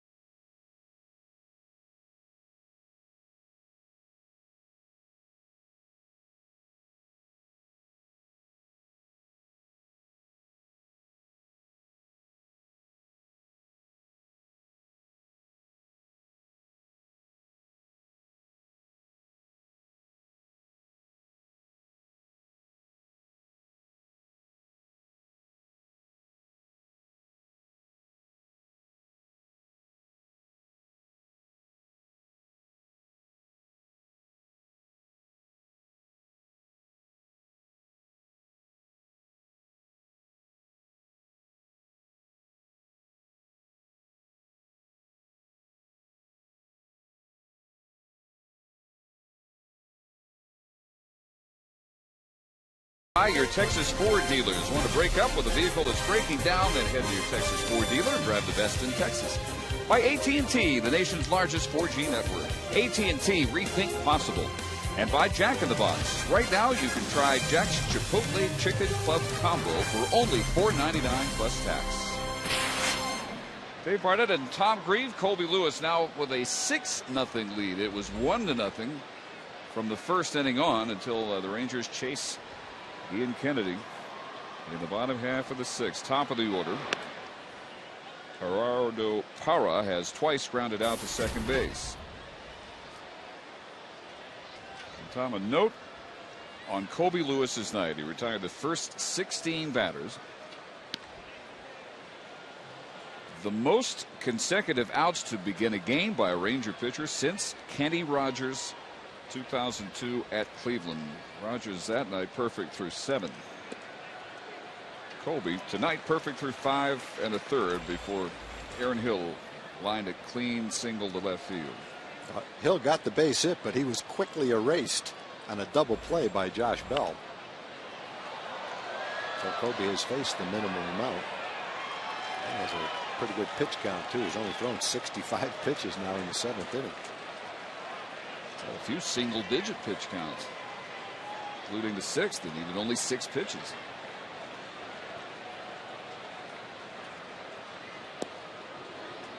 And Parra looking that one over quite some time.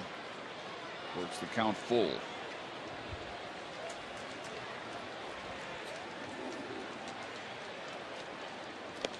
And there is Lewis's first walk of the night. Speaking of that double play, here's our Brown hand center. Great hands of the game. Gilbert first with 1 out. Bell, the chopper to Kinsler, made the tag and then the throw.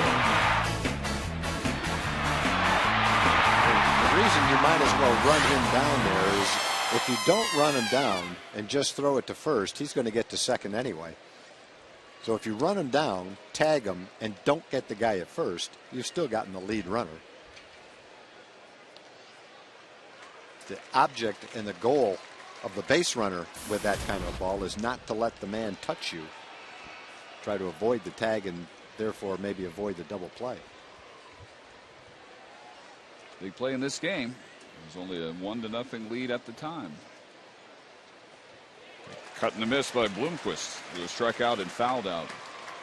Well, Matt Harrison shut out the Giants Friday night.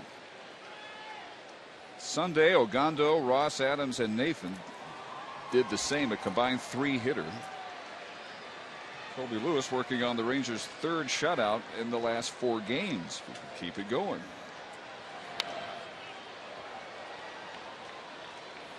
And against a hot team, Diamondbacks came in here with a 5-game winning streak. Won 7 of their last 8 and 8 of their last 10. But they had lost their last 5 consecutive meetings with the Rangers. Losing this one as we get into the latter innings, first of a 3-game interleague series. Broken bat, right back to Lewis. Out at second. Not in time at first to get Bloomquist. Now, Bloomquist runs pretty well. Colby took a little bit of time, but it's better to take the time and get the lead runner than to risk a bad throw. Colby makes the play and a little deliberate with his throw to second, but that's okay. You got a lead. You want to make sure you get one. Get the lead runner.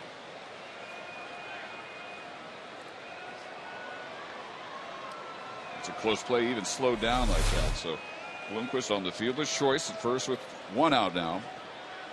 And it'll bring up Justin Upton, who was struck out and fly to center.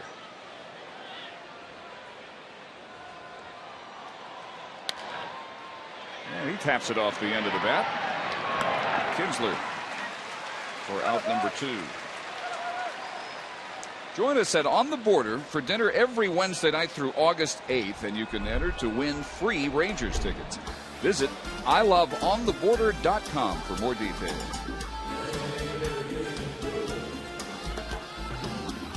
So with 2 outs now, Bloomquist at second base.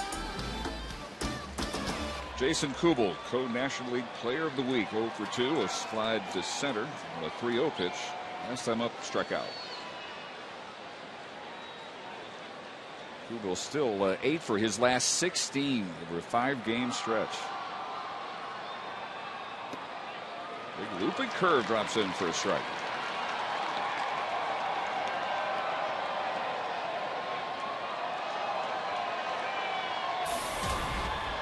Arizona's month of June produced 7 wins and only 2 losses. Only the Yankees have had a better June so far, 8-2.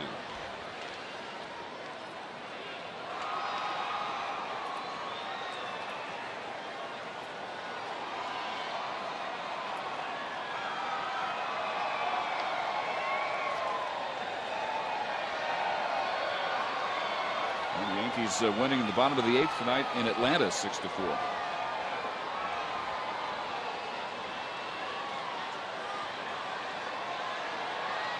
Out in LA, the Angels and the Dodgers are just about set to get their game underway at Dodger Stadium. Continuation of the Freeway Series.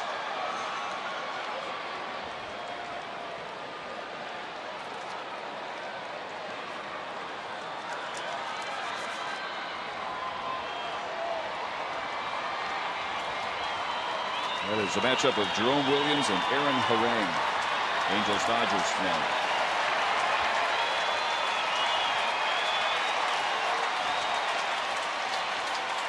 '76th pitch on the way from Lewis, and a line drive to center field. Coming in to make the catch is Gentry. So the leadoff walk by Parr does no damage, and through 7, Colby still working on a shutout, a 1-hitter.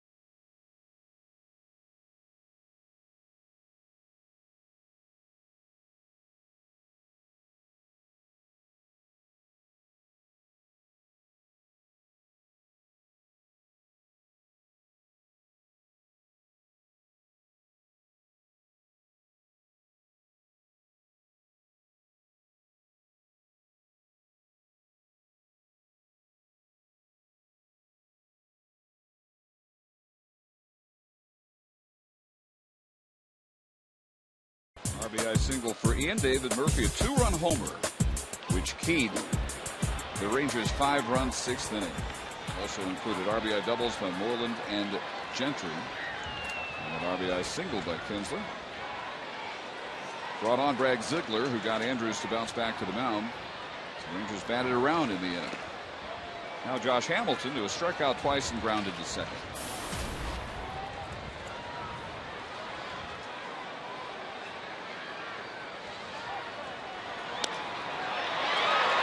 Long run for Parra. He gets there on the run, headed to the corner for the first out. Nice play by Parra. Just whooped out to left field. Josh hit that. It's a little bit of authority, slicing away from Parra. Tough pitch to hit, tailing down and away out of the strike zone. Still hit it hard, and Parra makes a nice running play. Showing you some of his Gold Glove form from a year ago. Now Beltre, who walked, singled, and grounded to short against Kennedy. Final line for Ian Kennedy: 5 2/3 innings, 6 runs on 10 hits, struck out 4, walked only 1. 6 consecutive 2-out hits, and the 6th ended his night.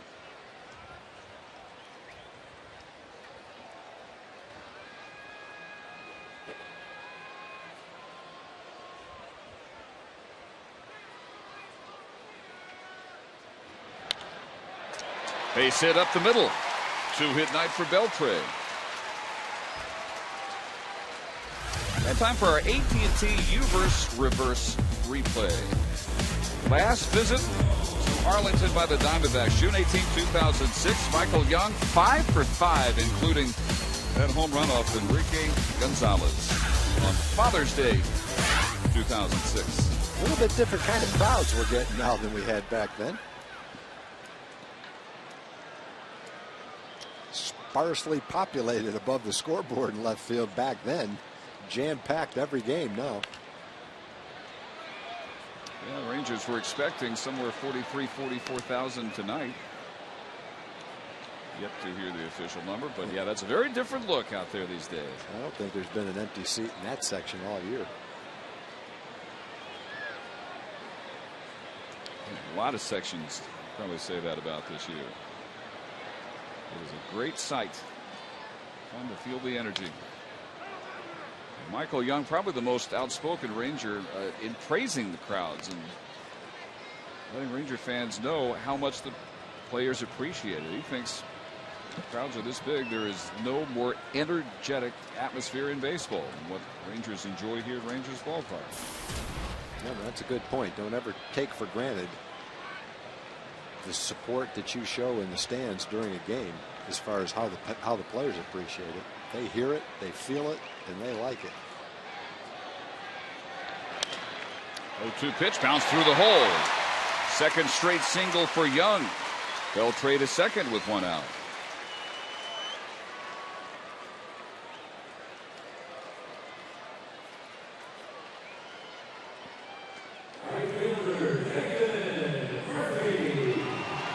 In the lefty, it looks like. Kirk Gibson on the way to the mound.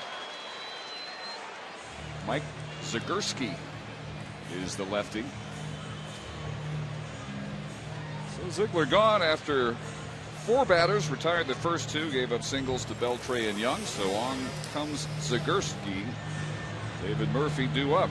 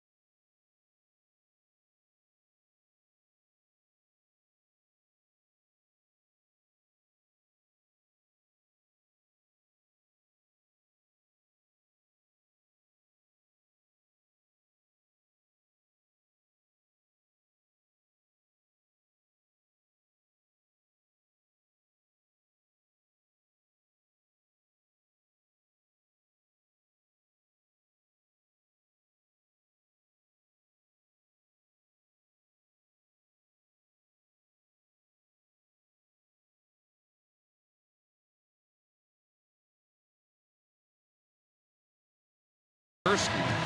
Last inning for David. Man on, 2 men out. And he turned around that Ian Kennedy pitch, deposited it out there in the wedge down the right field line. A 2-run blast, his 6th of the year. That got what would eventually be a 5-run Rangers 6th going. Now it's Zagorski. His last 7 scoreless appearances, covering 5 in the 3rd inning.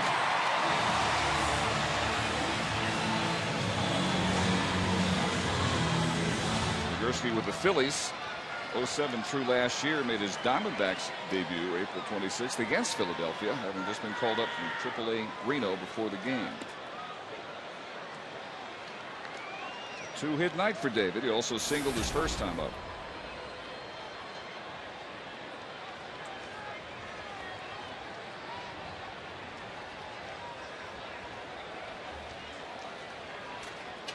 Zagorski listed at 6 feet 221. Looks maybe a little bigger than that. Out ahead of Murphy, no balls, 2 strikes. Ziegler went 2/3 of an inning. And the 1-out singles here in the 7th by Beltre and Young chased him.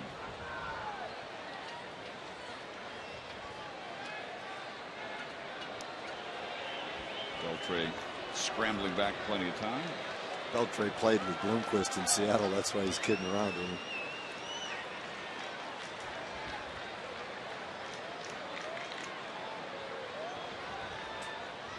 0-2 pitch.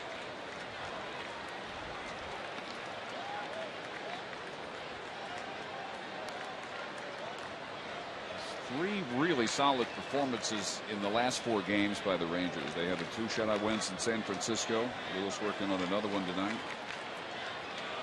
Sunday afternoon, the wind just seemed to put a completely different slant on what was otherwise a disappointing road trip in which they finished 4-6. Murphy looks at strike 3 for out number 2.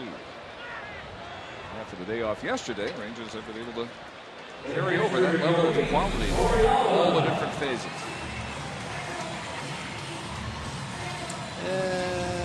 Pretty good pitch. Tough hitter's pitch, good pitcher's pitch, right at the bottom of the strike zone.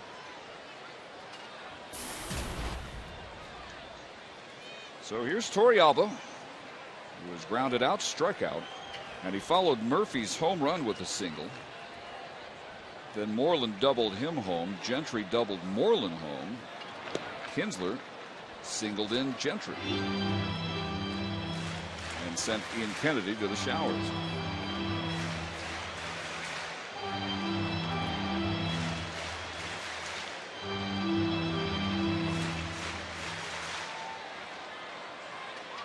First of 3 with the Diamondbacks, and for the weekend the Astros are in. Astros are at San Francisco tonight, just about ready to get underway. Oakland just got a 6-run 3rd inning at Colorado. The Rockies got 4 in the 1st. It's now 6-4 A's. Bottom of the 3rd.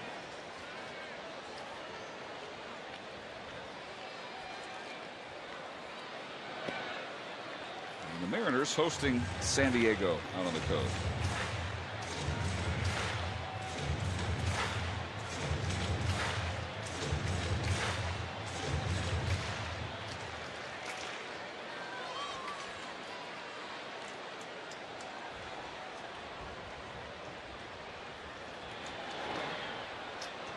Low again, 3-0.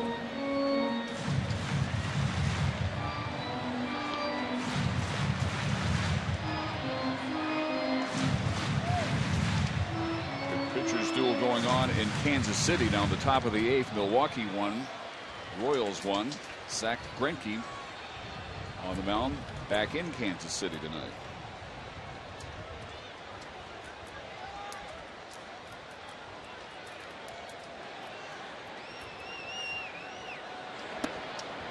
Not close.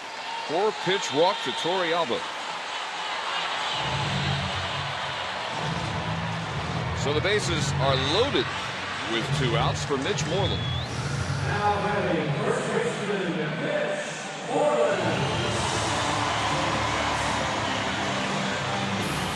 Pitches fly to right, fouled out first, and doubled in a run and scored.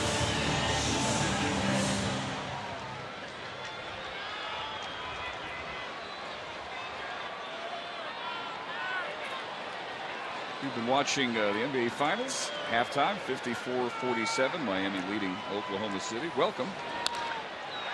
Base hit through the hole on the right side by Moreland. Beltre scores. 7-0 Rangers. Second straight RBI hit for Mitch. Yeah, that's the way to do it as a left-hand hitter against a left-hand pitcher. First good fastball you see, let it fly. That's what Mitch did. He got a fastball to hit. Wasn't up there to take that time. Nice quick bat, short swing. Drives in the Rangers' 7th run. Good day for Mitch. A double and a single in the last 2 innings, driven in a run on both occasions. So they're still loaded.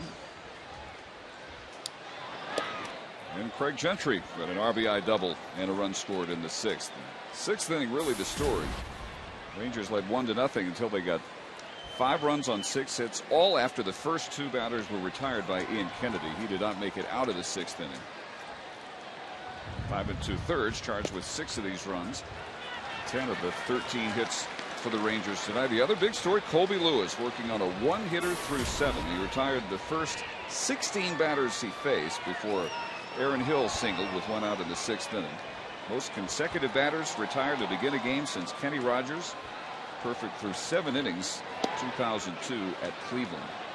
8 years after his perfect game. Yeah, into the bottom of the 6th. This was one of the nicer pitching duels we've seen. Colby Lewis at the top of his game. Ian Kennedy the same thing. Kennedy got the 2 quick outs in the bottom of the 6th, and then the Rangers just kept stringing together hits. Hit some hard, found some holes, and when it was all over with, Kennedy wasn't able to get out of the 6th inning. You couldn't see that one coming with 2 outs in the 6th inning because he was throwing the ball really well, just like Colby. Talked about it earlier in the game. A lot of similarities between the 2 pitchers. Kennedy with an excellent changeup. Colby with good slider, good changeup. Both of them good assortment of off-speed pitches. Both of them get their share of strikeouts and more. Don't walk anybody. But Colby's still out there.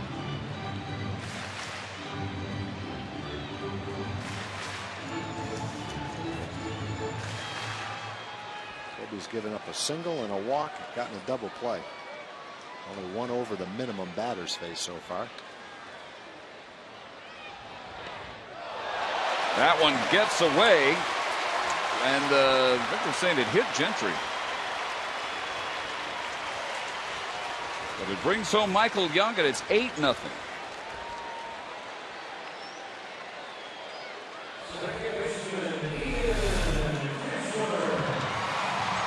He's got away from him. Gentry takes it right in the Achilles tendon. Picks up an RBI with that hit by a pitch.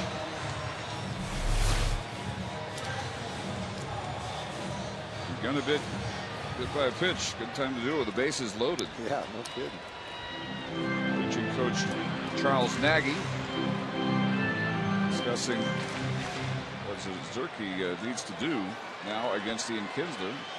The 4th batter for Zagurski to face after he got the 2nd out of the inning by striking out David Murphy. It's already a 3-hit night for Kinsler. Doubled and scored in the 1st, singled in the 5th. Wrapped up the scoring in the 6th with an RBI single.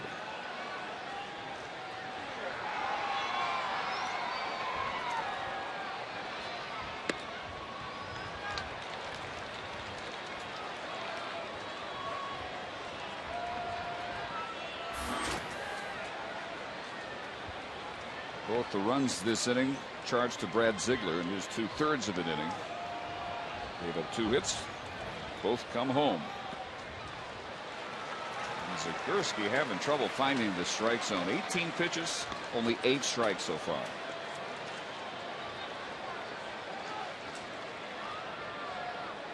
The 29-year-old native of Omaha.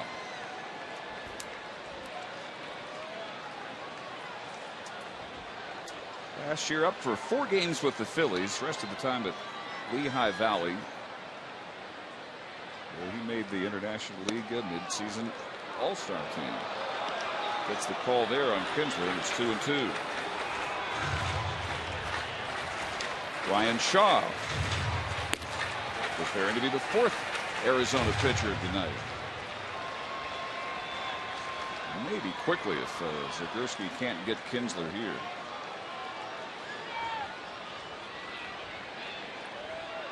Rangers' best work in this game has all come with 2 men out. Kinsler goes down swinging, but for the 2nd straight inning, multiple runs, a crooked number up to support Colby Lewis and his 1-hitter.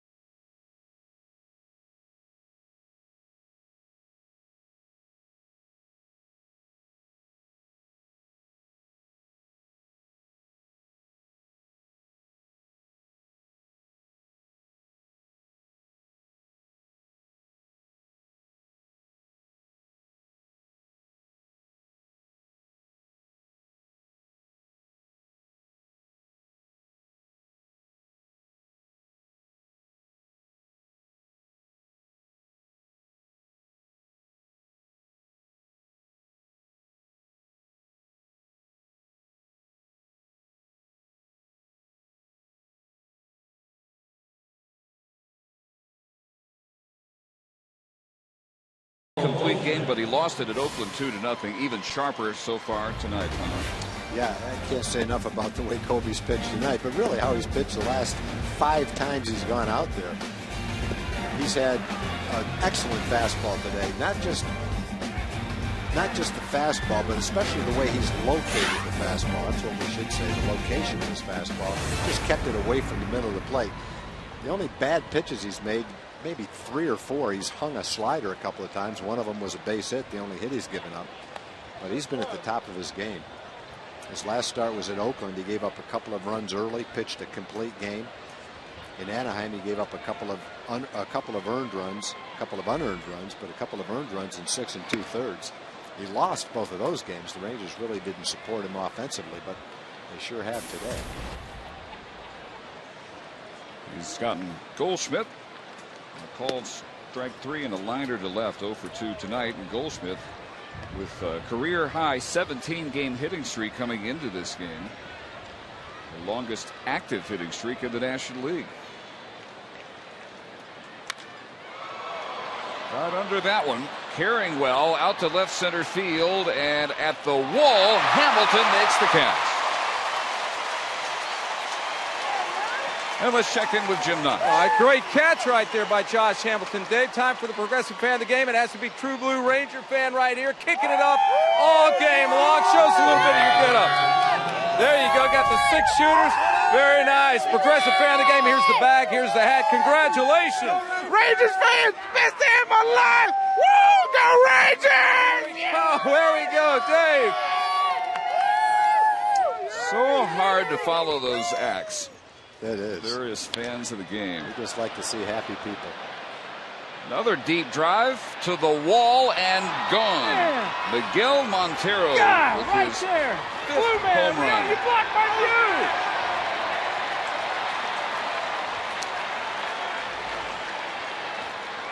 view. Well, Goldschmidt gave it a pretty good ride to left center field that Hamilton caught. He just got under it a little bit. Montero with his 5th home run didn't get underneath that one. He drove it out of the ballpark into the bullpen. Ball carried pretty well.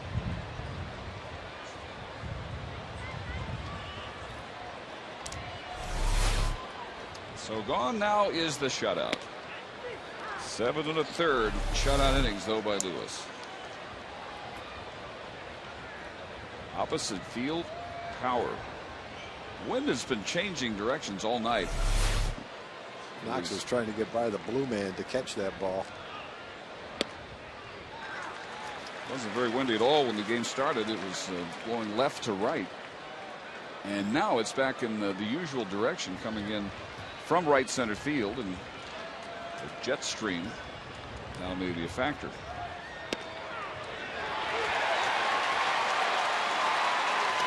Chris Young retired for out number 2. He's going to throw a fastball. Looks like on the inside part of the plate. Just barely touching the inside part of the plate. Hitters don't like that call. Strikeout number 7. That brings up Aaron Hill. He struck out his first time, and he broke up the perfect game with 1 out in the 6th with a solid single on an 0-2 pitch to left field. Miguel Montero, opposite field power. That home run, 428 feet. Kobe's only thrown 85 pitches now here in the 8th inning. Yeah, the pitch count low enough that barring a real reversal, expect him to get a shot at a complete game. But there's another base hit for Hill. And Josh Bell will be next. 2 of the Diamondbacks' 3 hits on the night coming here in the 8th.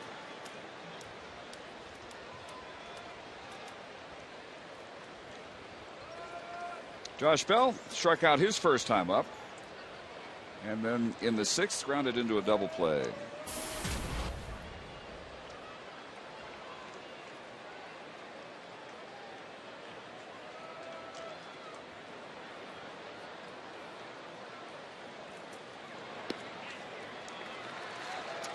First pitch curve in there for a strike.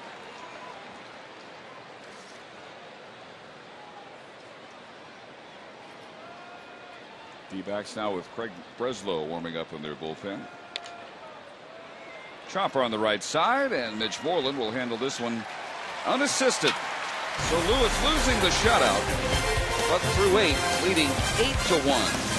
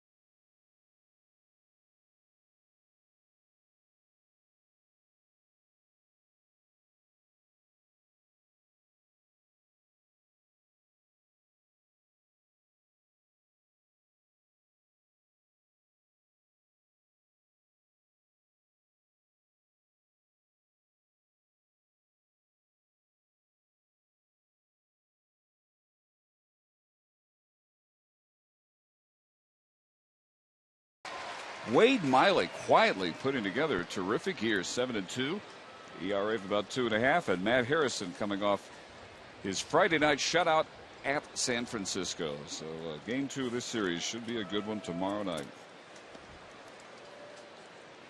Craig Breslow comes on to work the 8th inning. He's their 4th pitcher. On for the 26th time this year. Like Brad Ziegler before him, a former Oakland A.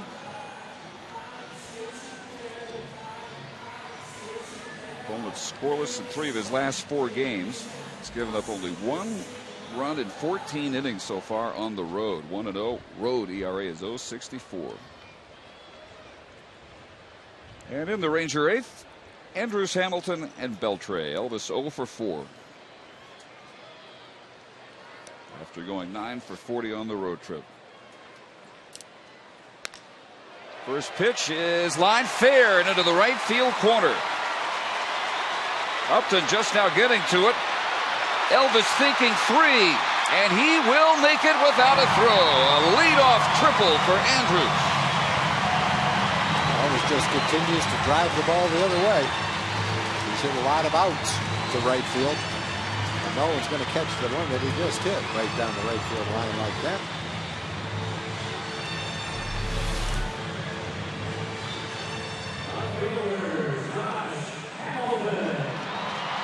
Only fair by maybe 3 feet. Continued all the way to the deepest part of that corner before Upton could get to it. Elvis well on his way around second base to third. And now Josh Hamilton 0 for 4. He has struck out twice, grounded out and lined to left.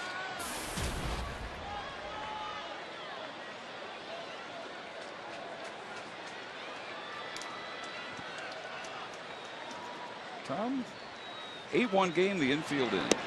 Yeah, they've got the shift on.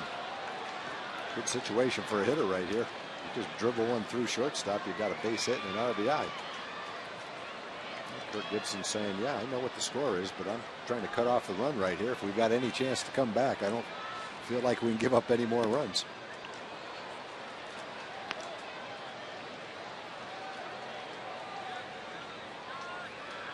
Josh, 61 runs batted in through 61 Ranger games. Only the 4th time that has happened in club history. It's the 2nd time for Josh.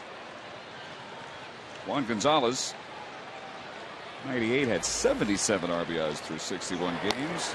94, Jose Canseco had 62 driven in as Mark Lowe begins to throw in the Ranger bullpen.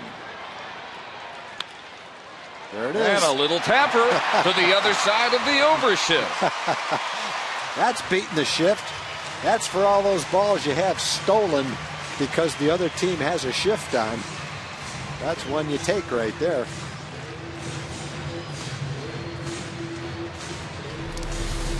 No one at shortstop. They're all on the right side, so all you have to do is hit it to shortstop, and you've got an RBI single. So there's RBI 62 for Josh. 9-1. And here's Beltre, retired only once tonight. He walked in the first, singled leading off the 4th, and singled and scored in the last inning. 9 runs now on 15 hits for the Rangers. Errorless ball, they've left 8. 1 run, 3 hits, no errors. D-backs have left 2. Ball 2 to Adrian.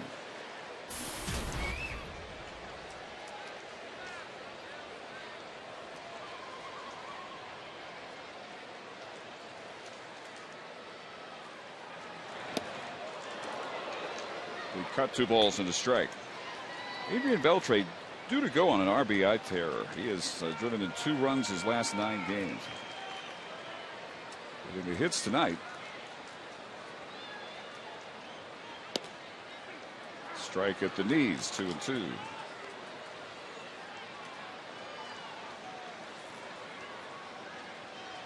Looking ahead to the 9th inning for Arizona, they'll have the top of their order due. Parra, Bloomquist, and Upton. We'll have to see if it's Lewis or Lowe they will face.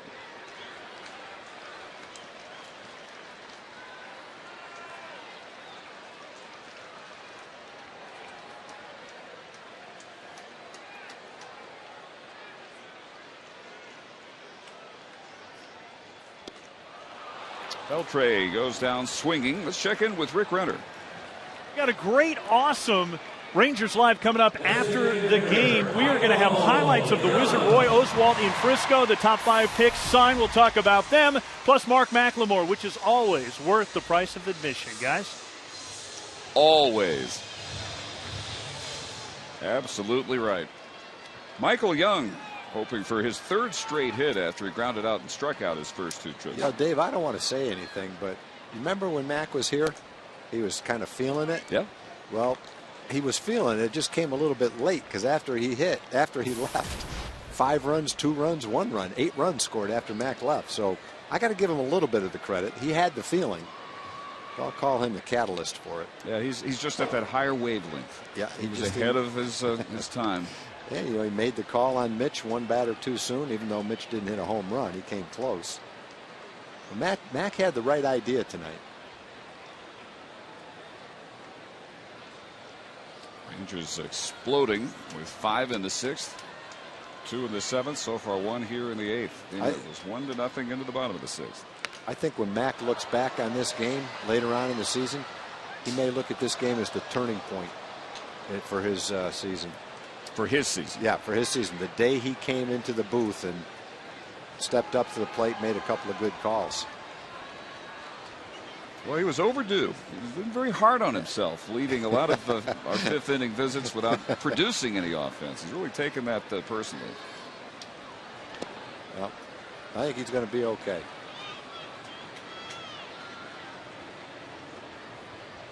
Two and 2 here to Young.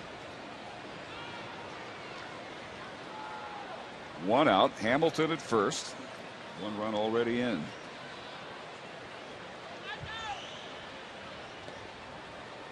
Three and 2.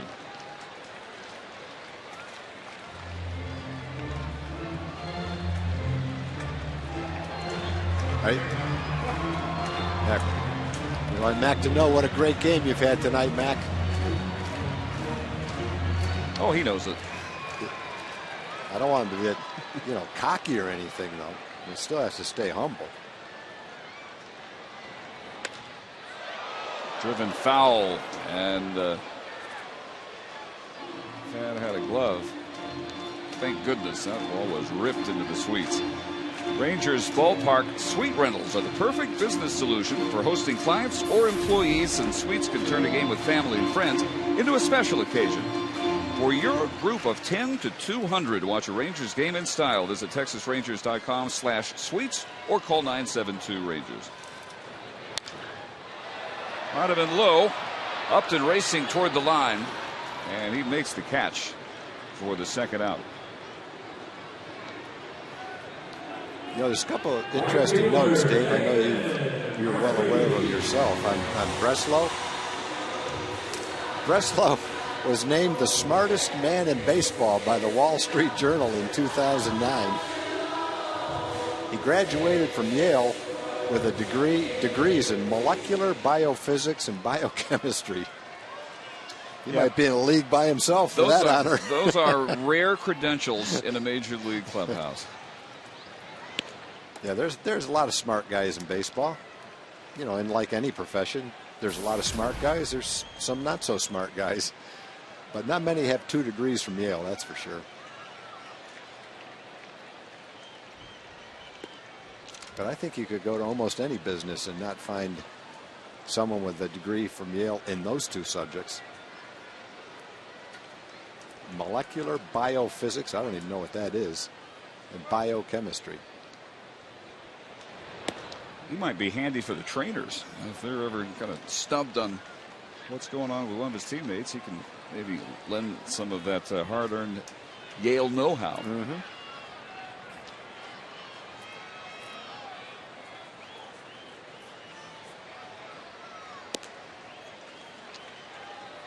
Breslow struggling now to find the zone.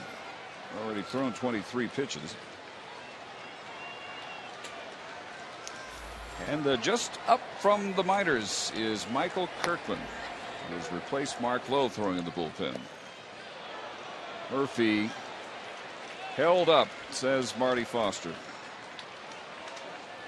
3 and 2. Judge for yourself. Looked like a pretty good call by Marty Foster. He doesn't need the replay. So there goes Hamilton. Tap foul at the plate.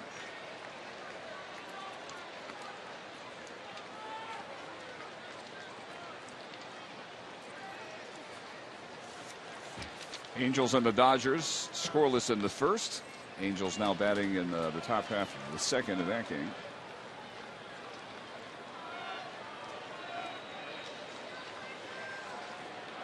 Oakland leading at Colorado 7-4, bottom of the fifth. San Diego and Seattle scoreless, bottom of the second. That is a fair ball right over third base. Hamilton will be held up at third as David Murphy has his third hit of the night, a double. Yeah, David was just reaching out, trying to protect the plate on a really tough pitch on the outside part of the plate. There's a perfect view of it as it hooks right around the third base bag. With a call by Marty Foster, the third base umpire. That was a pretty good pitch by Breslow. He didn't expect to give up a double on it, I don't think. David also tonight single, 2-run homer that keyed the 5-run sixth. Everyone's got a hit. Everyone scored for the Rangers.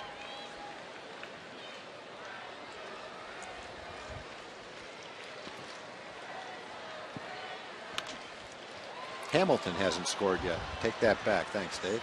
Torrealba rolls one out to Bell. Rangers get a run off Breslow. 3 hits. They leave 2.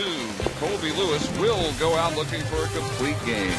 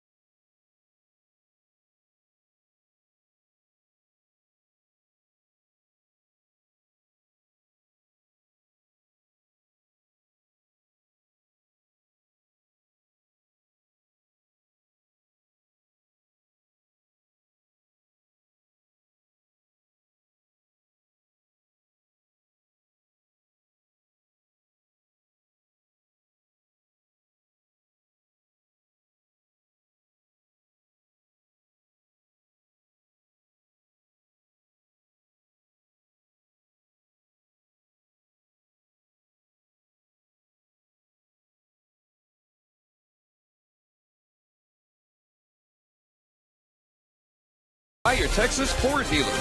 Want to break up with the vehicle that's breaking down? Then head to your Texas Ford dealer and drive the best in Texas. By Budweiser, great times are waiting. Grab some buds. And by the Progressive Insurance Group. For a money-saving car insurance quote, call 1-800-PROGRESSIVE today.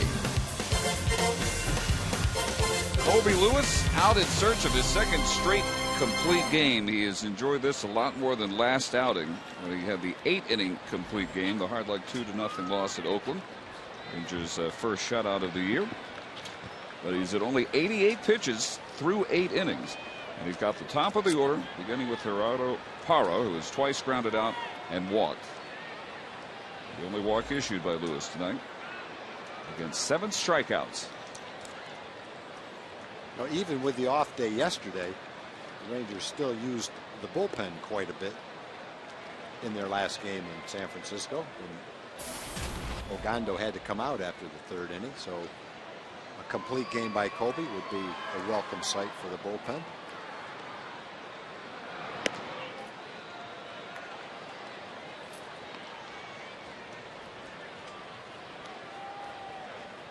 His lowest hit game coming into tonight was a 2-hit near perfect game in Houston 2 years ago. June 19th of 2010, he settled for a 2-hit complete game. shot at his second career shutout. Last year, a shutout at the White Sox on May 16th. It has been Colby Lewis at his very best all night. He was perfect through 5 1/3. Aaron Hill's single broke that up. This one out to left field where Hamilton is there for out number 1. Parra 0 for 3. This was a hot hitting Diamondback lineup, and Colby Lewis has just thrown a whole bunch of cold water on him. Parra was 7 for his last 14 coming in. Willie Bloomquist reached at his last 19 consecutive games. Tonight, reached on only a fielder's choice last time up. He's also struck out and fouled out.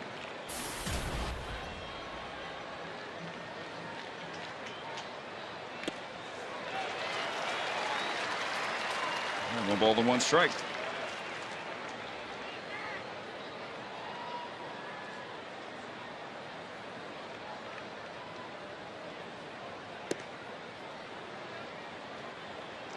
This will be the Rangers' 4th complete game this year. Neftali Feliz had a complete game 8-inning loss. Had Harrison Friday, the shutout at San Francisco. This would be Colby's 2nd consecutive complete game. 2 outs away from it.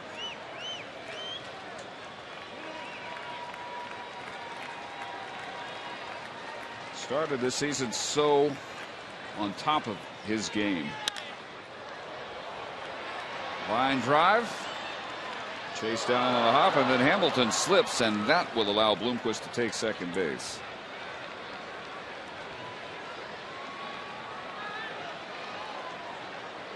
And it has scored a double for Bloomquist.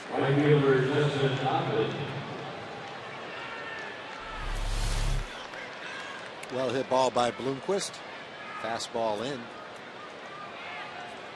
And Josh getting ready to make the play. He makes almost every time, holding that guy at first base. Unfortunately, feet slip out from underneath him. That's how Bloomquist got the second. He wasn't going to try, especially down by 8 runs. Tie game, he might have been trying.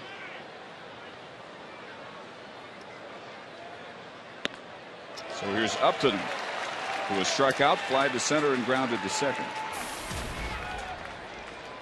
Yeah, the Arizona owner last week kind of called out a couple of the Diamondbacks. Justin Upton was one of them. Said they expect more out of him. Last year he hit 290, 30 home runs. Having a little bit of a down season. Also called out Stephen Drew, who's on the disabled list, thinking that Stephen Drew should be back in the lineup by now. It's taken him too long, paying these guys a lot of money. In fact, he accused Stephen Drew of staying out of the lineup because he can be a free agent next year. Strong words. Pitch number 101, fielded by Elvis Andrus, guns down Upton as Bloomquist takes third base. He's there now with 2 outs.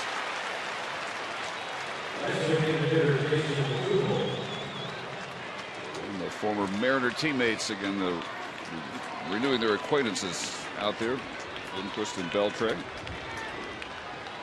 Kubel tonight has flied to center, struck out, and lined to center.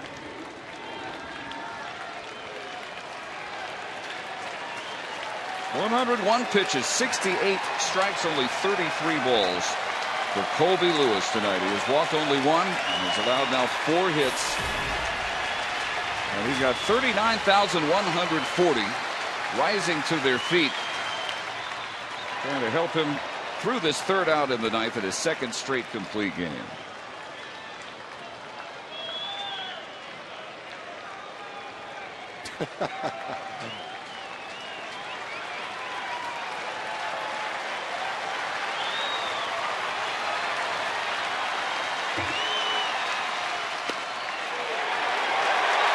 Curve for strike 2.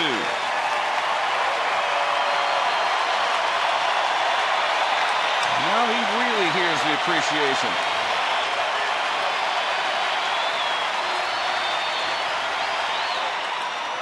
0-2 pitch. Right up around eye level for Kubel. Managed to fight it off somehow.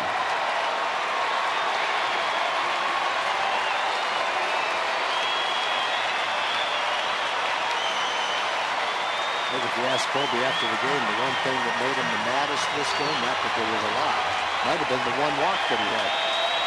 He doesn't like to walk anybody. High fly ball, center field.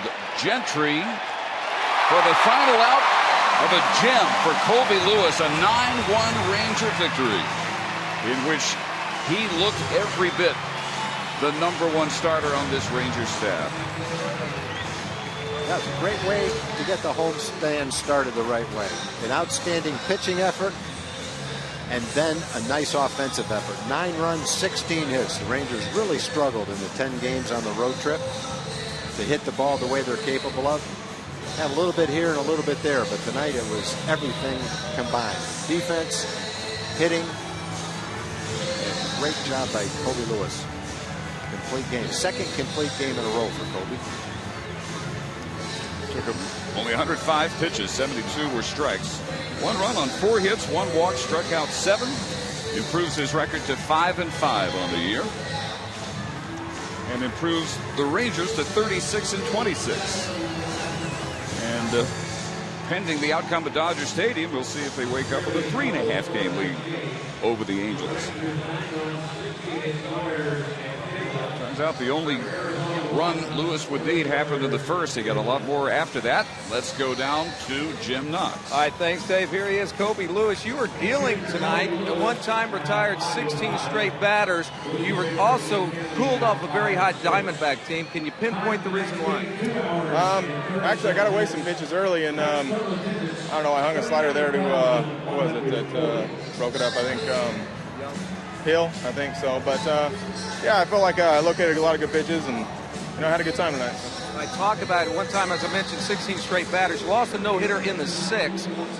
Leading up to that point, what was going through your mind? Get outs. Like it always does. I don't really care what's going on. Throwing, not giving up any hits, that's a hard thing to do. So I don't really concern myself with that. I just try to get the guys out and see what happens, And also at the plate, David Murphy, nice support, 3 for 4. Everybody seemed like they were getting a hit this evening. That had to make your job a lot easier, huh? No, absolutely. It was 1-0 there for a long time, and then they blew it up there in the 6th, I think. So, it made it a lot easier for me to go out there and throw strikes. All right, congratulations, back-to-back consecutive. I want to give a little shout-out to Taco Tuesdays, my buddy Brian Sherrill over at his house. So, love you guys. All right, Taco Tuesdays. There we go. Dave. That's the mentality of a great teammate right there. 9-1 our final. The Rangers with 16 hits tonight. Error-free ball. They made Ron Washington very happy.